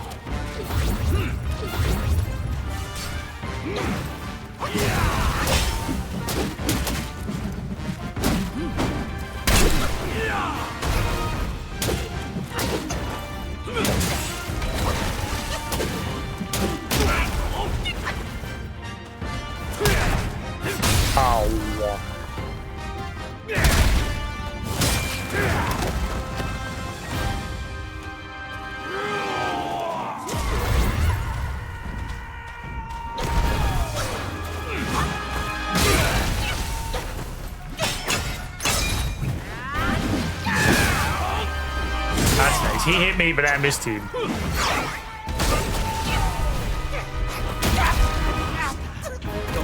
Foul disciple has bested the monkey once again.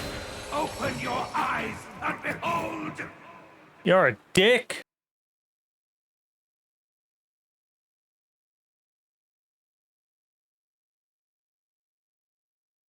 In his ass for the first half, and then he just went full on rage mode.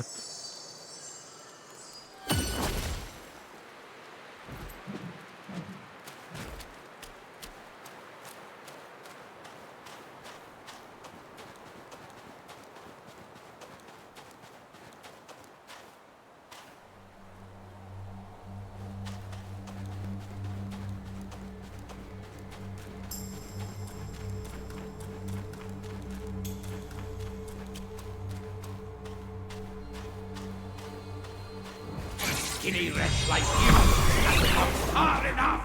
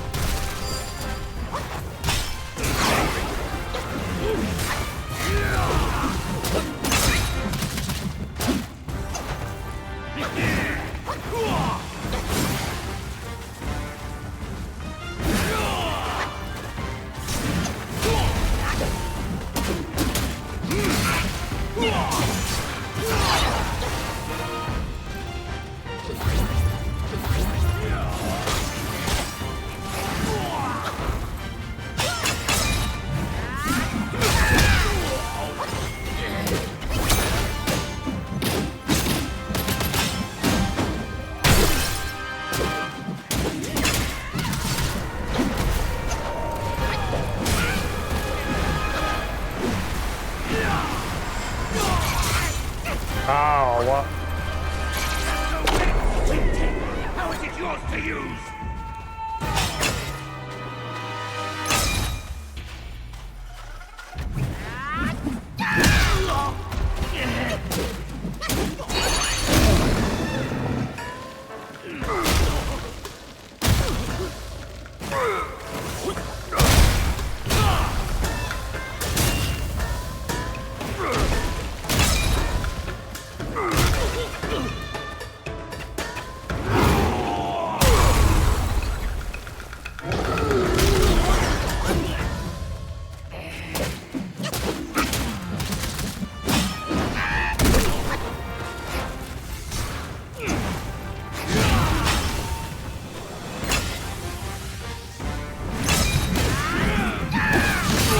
Ah, you son of a...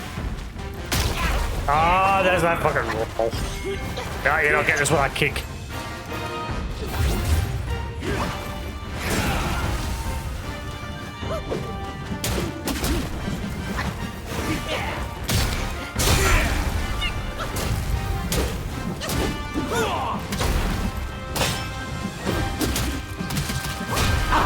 And a renegade whom they will never forgive!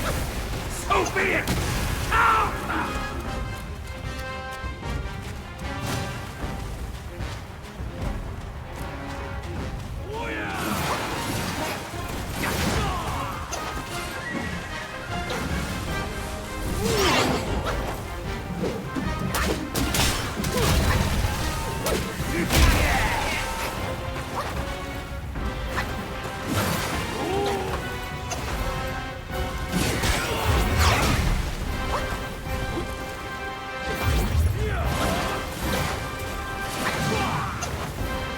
For that damn storm to go away.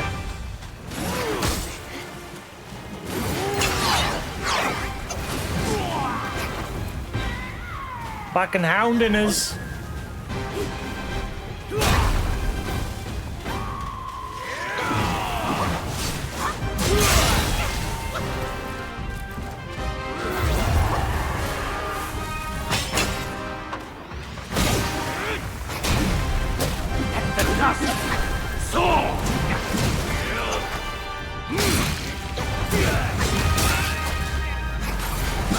None can stand against this wind of mine!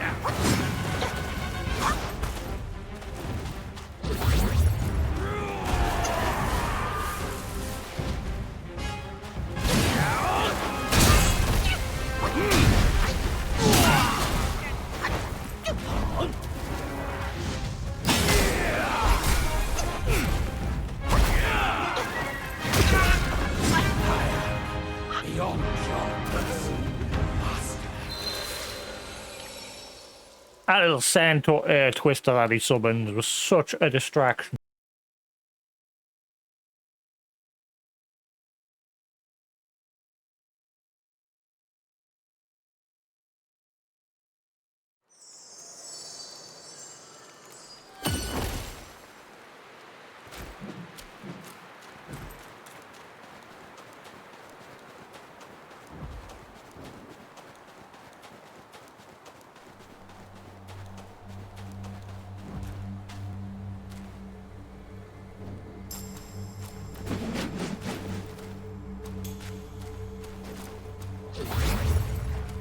Whoops, didn't mean to do that.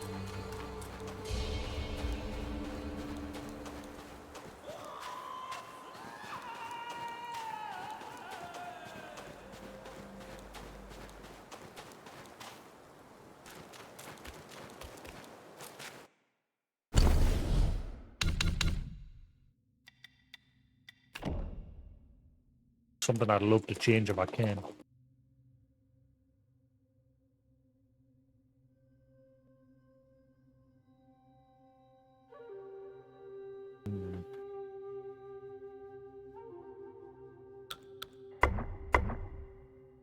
It doesn't look like it.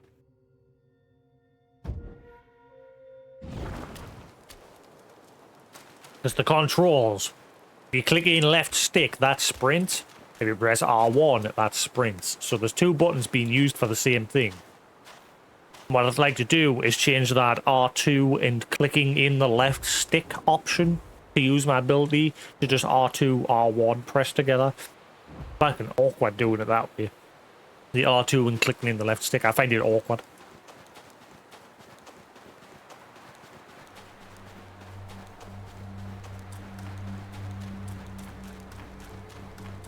Because I'm not using R1 for sprint. I'm just clicking in the left stick like you do in most games.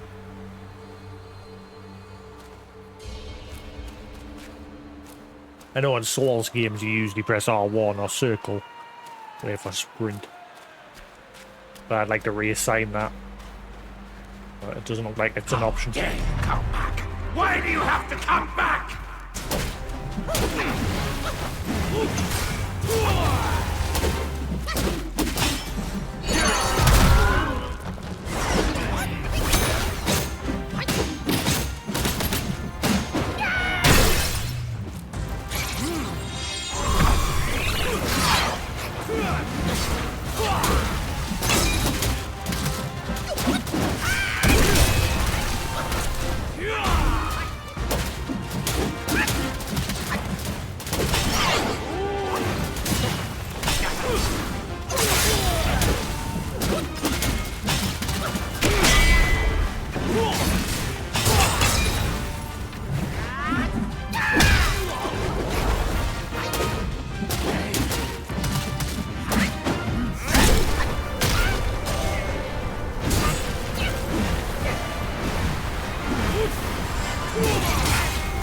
He stopped us. Wind may be takeable. My trident is not!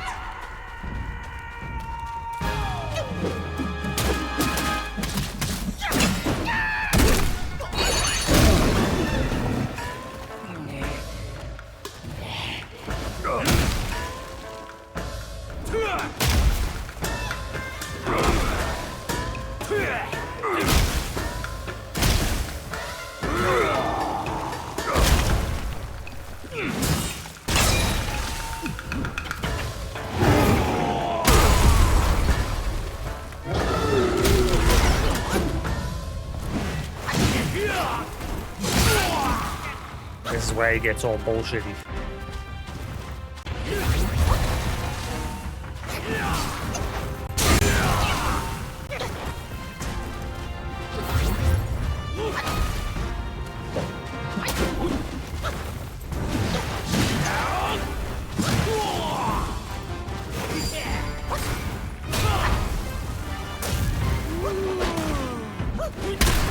Ah, there it is.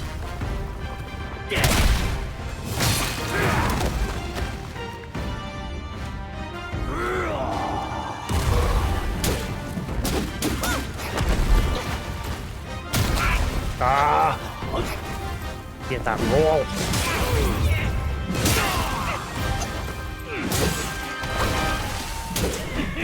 Roll does. Roll.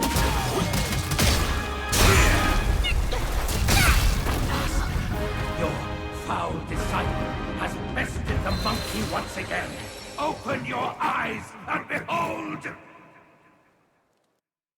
What an arse.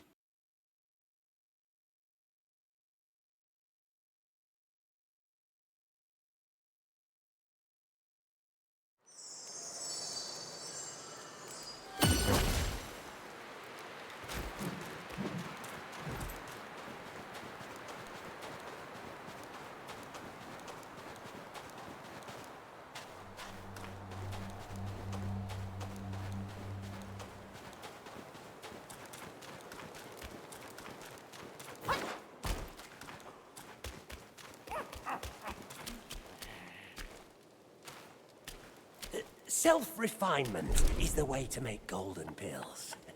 What say you, brave one?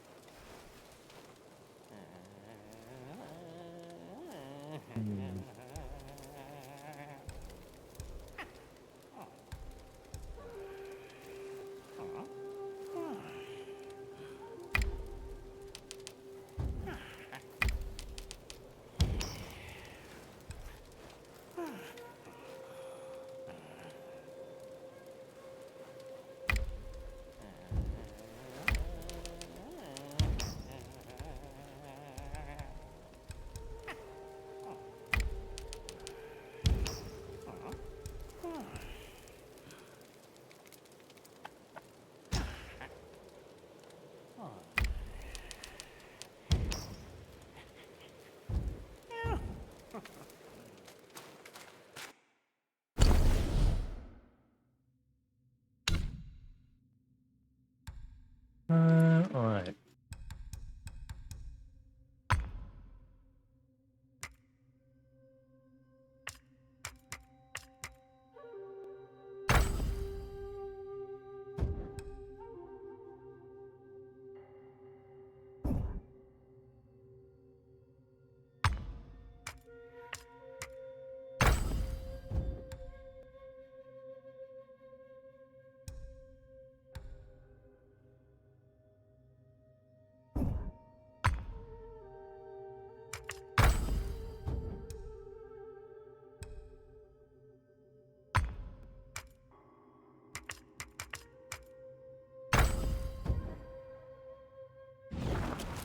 Alright.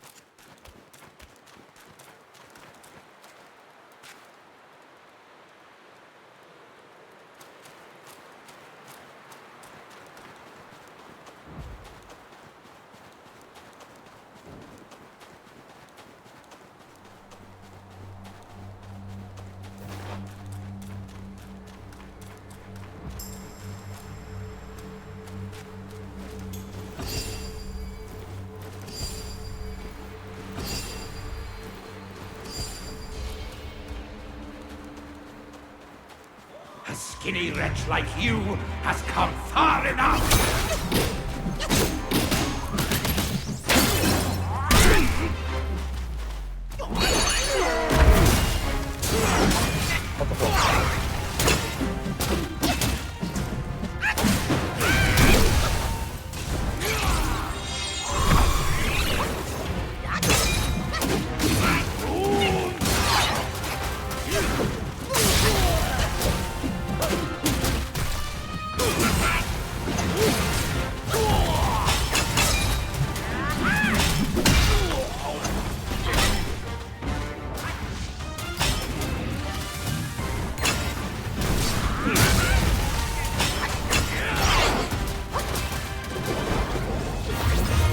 One more!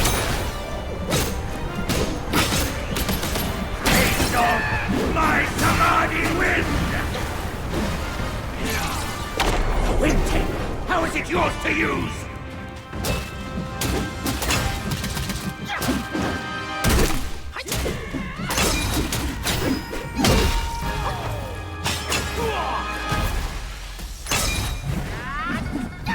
You son of a...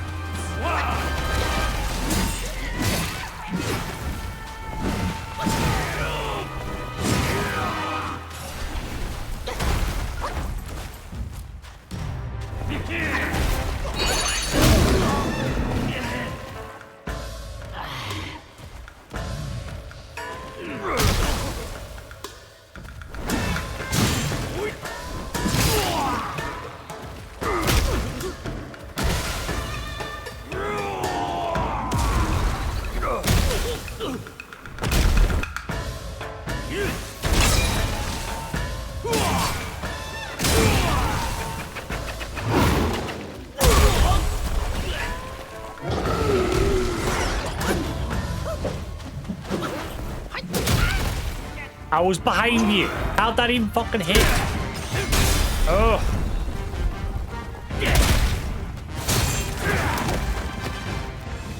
Watch some hitters immediately, yeah.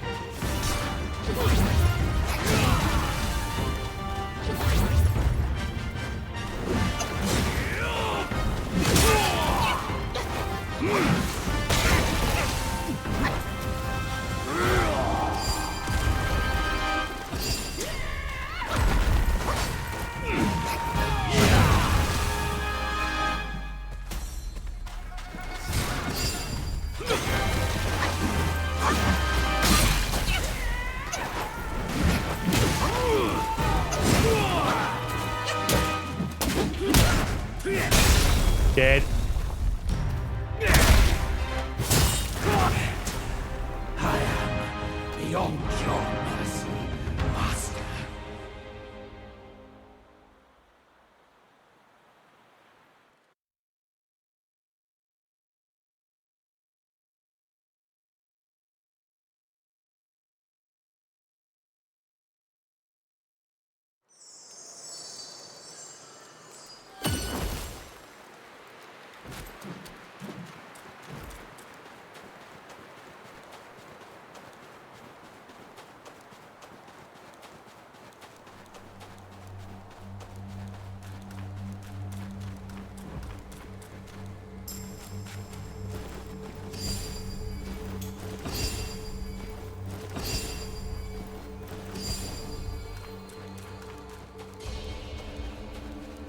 How dare you come back? Why do you have to come back?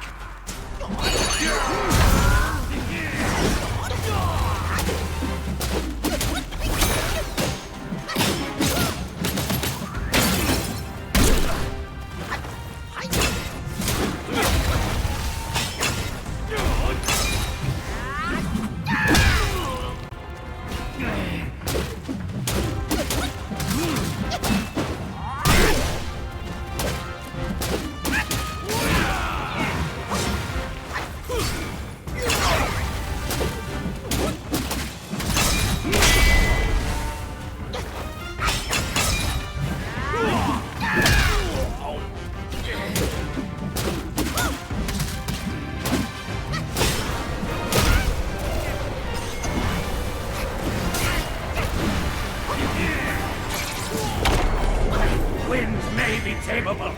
My Triton is not.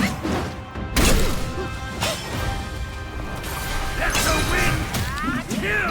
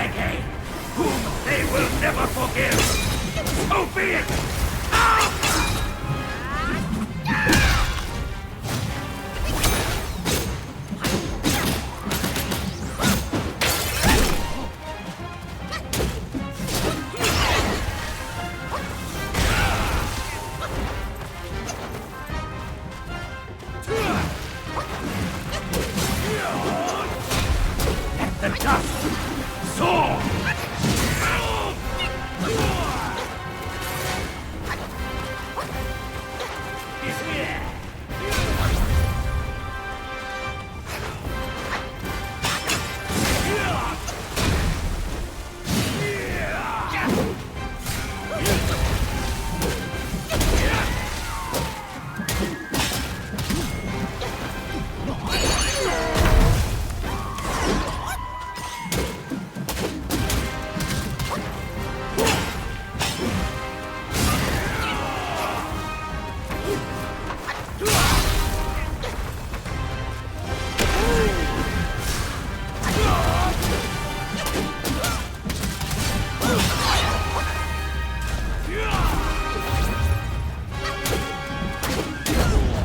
Get out. Kicked your ass that time.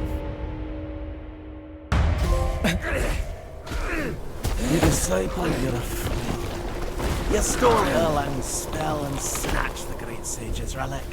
You even took your master's heed. Just for a short reign over this barren valley.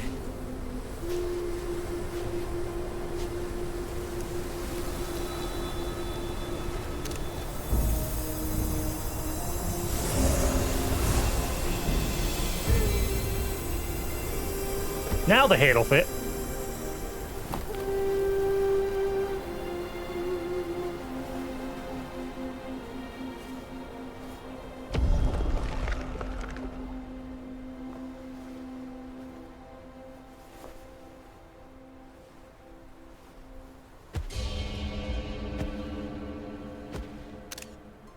Amitabha.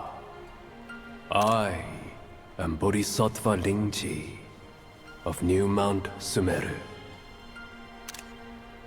the warden of this rat. After the great sage's passing, his sixth senses were scattered across the mortal realm. This thieving rat chanced upon one of them, yet hindered by his meager might, he could not absorb its power. Thus he schemed with wicked intent. A victim of his deceit, I had my head taken by him. The sense requires such a grand container to release its power. I should bear the blame for his reign of havoc upon this ridge again.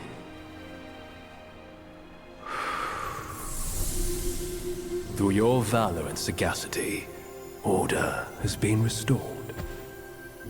You are the sole worthy one to keep it.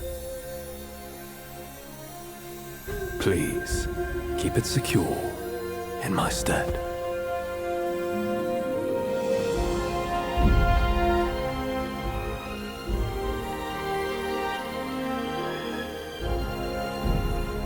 Seed get? Oh, actually, that's not a seed.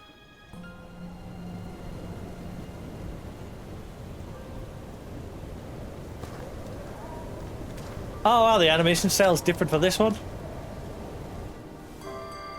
Every chapter gonna have a different animation style.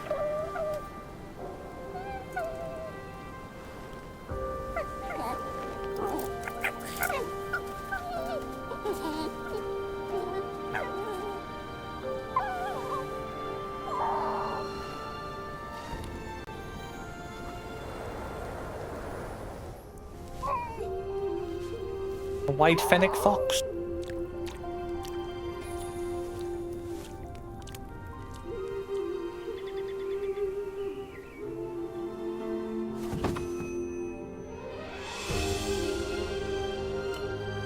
And she turned, fennec fox turned into a lady.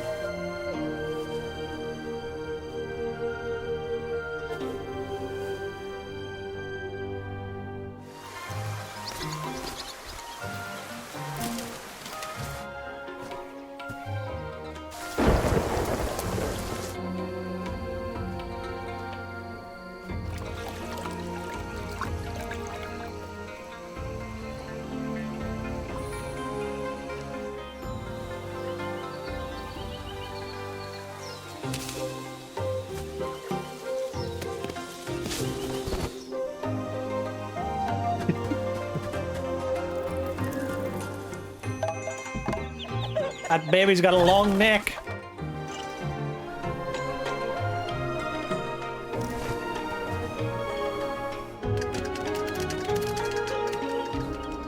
Now that I look at it, they all do.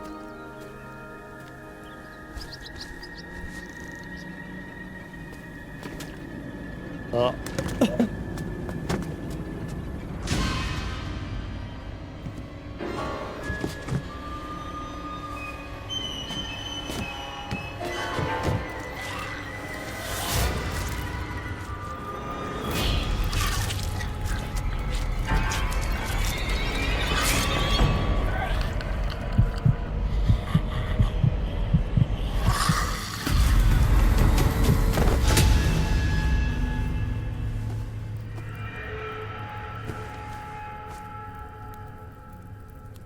It was all a dream.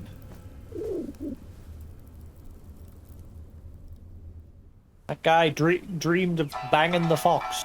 Run! Save yourself, fox! Guy's a weirdo.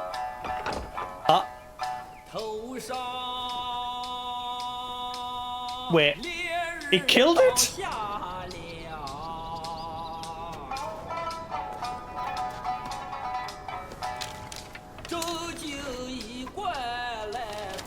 Men, beasts, Buddhas, Yaoguais.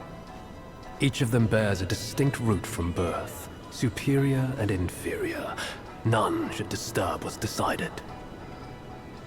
Am I right, Sun Wukong?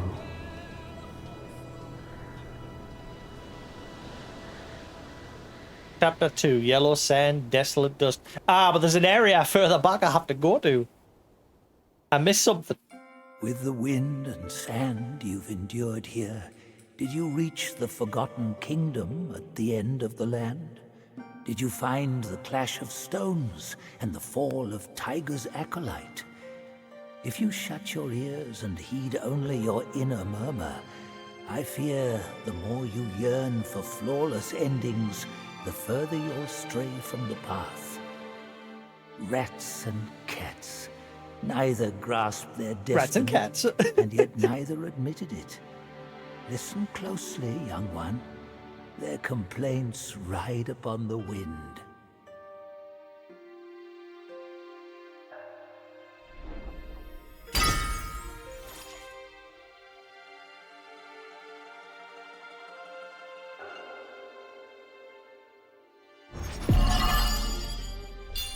Anyone?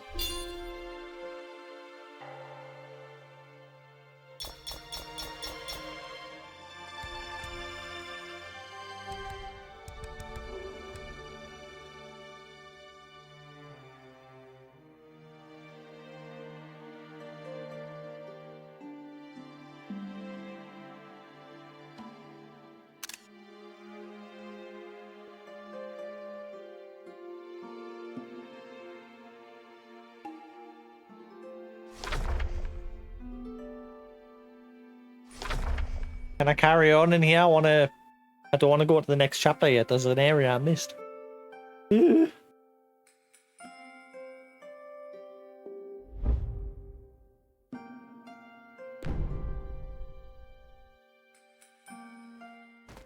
Chapter 3, White Snow, Ice Cold. Ooh, snowy area. That guy's a dick. I can't believe that little storyline. He saved that fox from a trap, took it home, gave it some water and everything, fell asleep, had a dream that it turned into a woman, he banged her and had a kid with her. Woke up and realised, oh shit, it was just a dream after he came home one day to find that his wife and kids had been killed by this figure with the face of the fox. And so when he woke up, he killed it, and now he wears it as a scarf.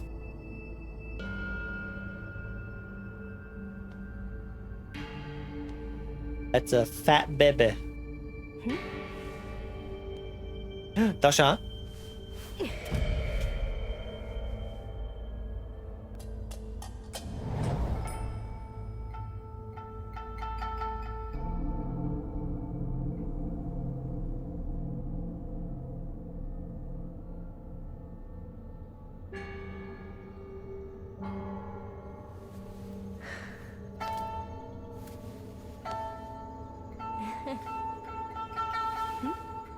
Krillin. He's even got the...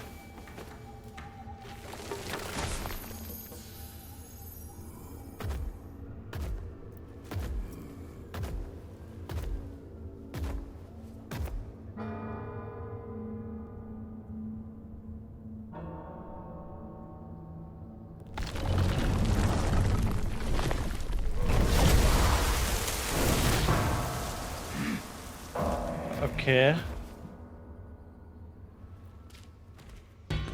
He's chucking us right in.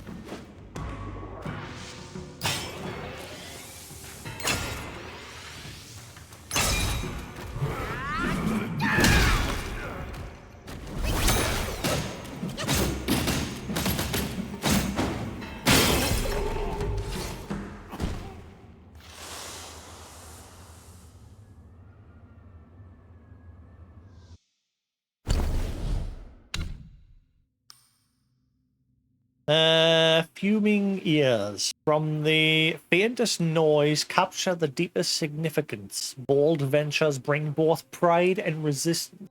Echoes of the past can be found where karma lingers. All ear slightly extends invincibility duration of the first move of all varied combos. Sound as a bell. Narrows the window of rock solid deflection, but returns half the mana cost. Temporarily increase attack after a perfect dodge.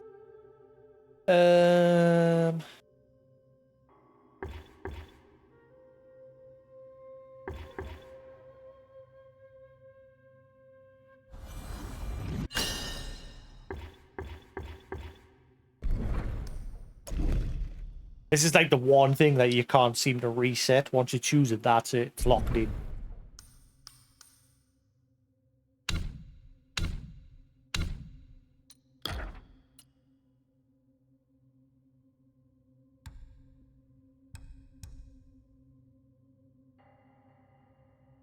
Rat Sage Staff.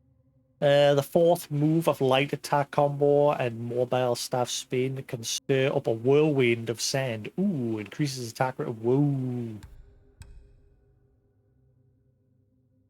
Can even make that now as well.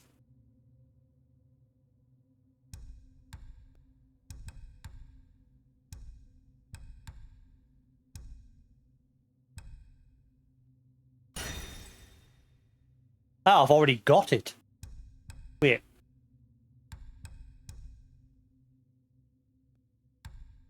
Ah. Okay.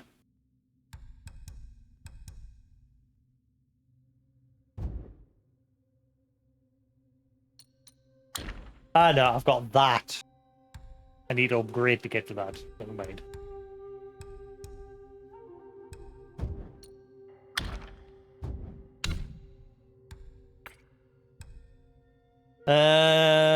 Samadhi Wind. I got it. Build with the power of Samadhi Wind. This could be used in crafting weapons.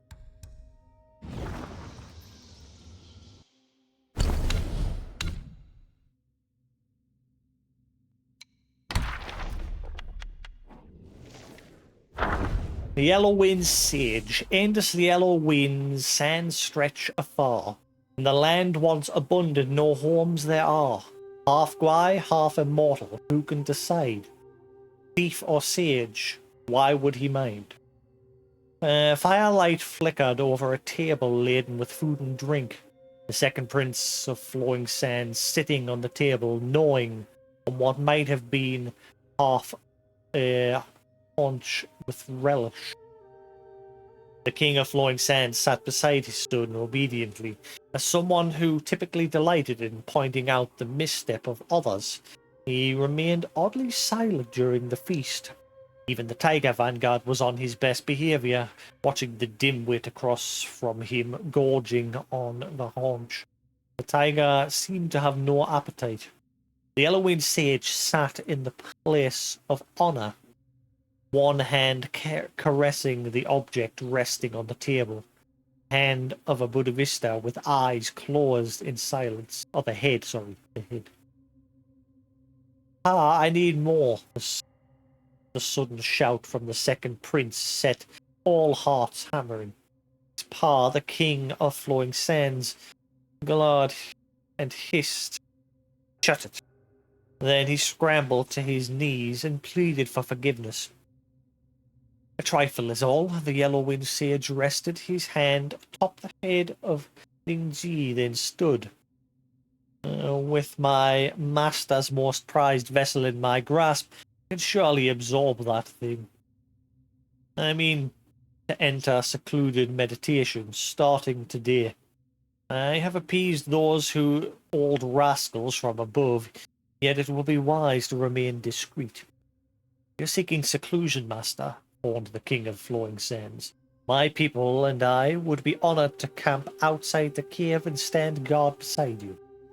Beside me, the sage gazed at his master's head and rejected his offer immediately. No, you will move to the ridge. I will be setting the yellow wind formation. Let no one disturb me. If there's urgent news, master, how shall we bear it unto you? The king cried out. The yellow wind pointed at the tiger vanguard. Have your rock brothers raise paths of sand, each with a gate locked by a secret tally.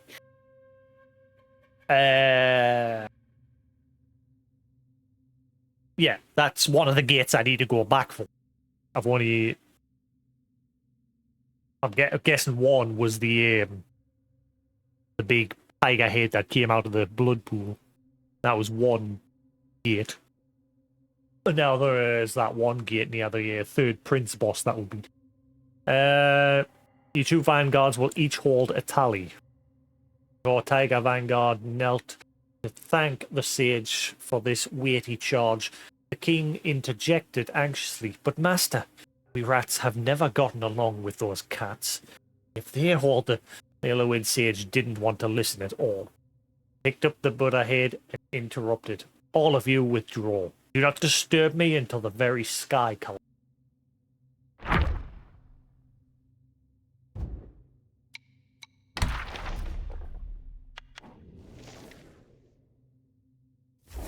The Portham monk. Strength with no place to show, lifting stones a futile furore.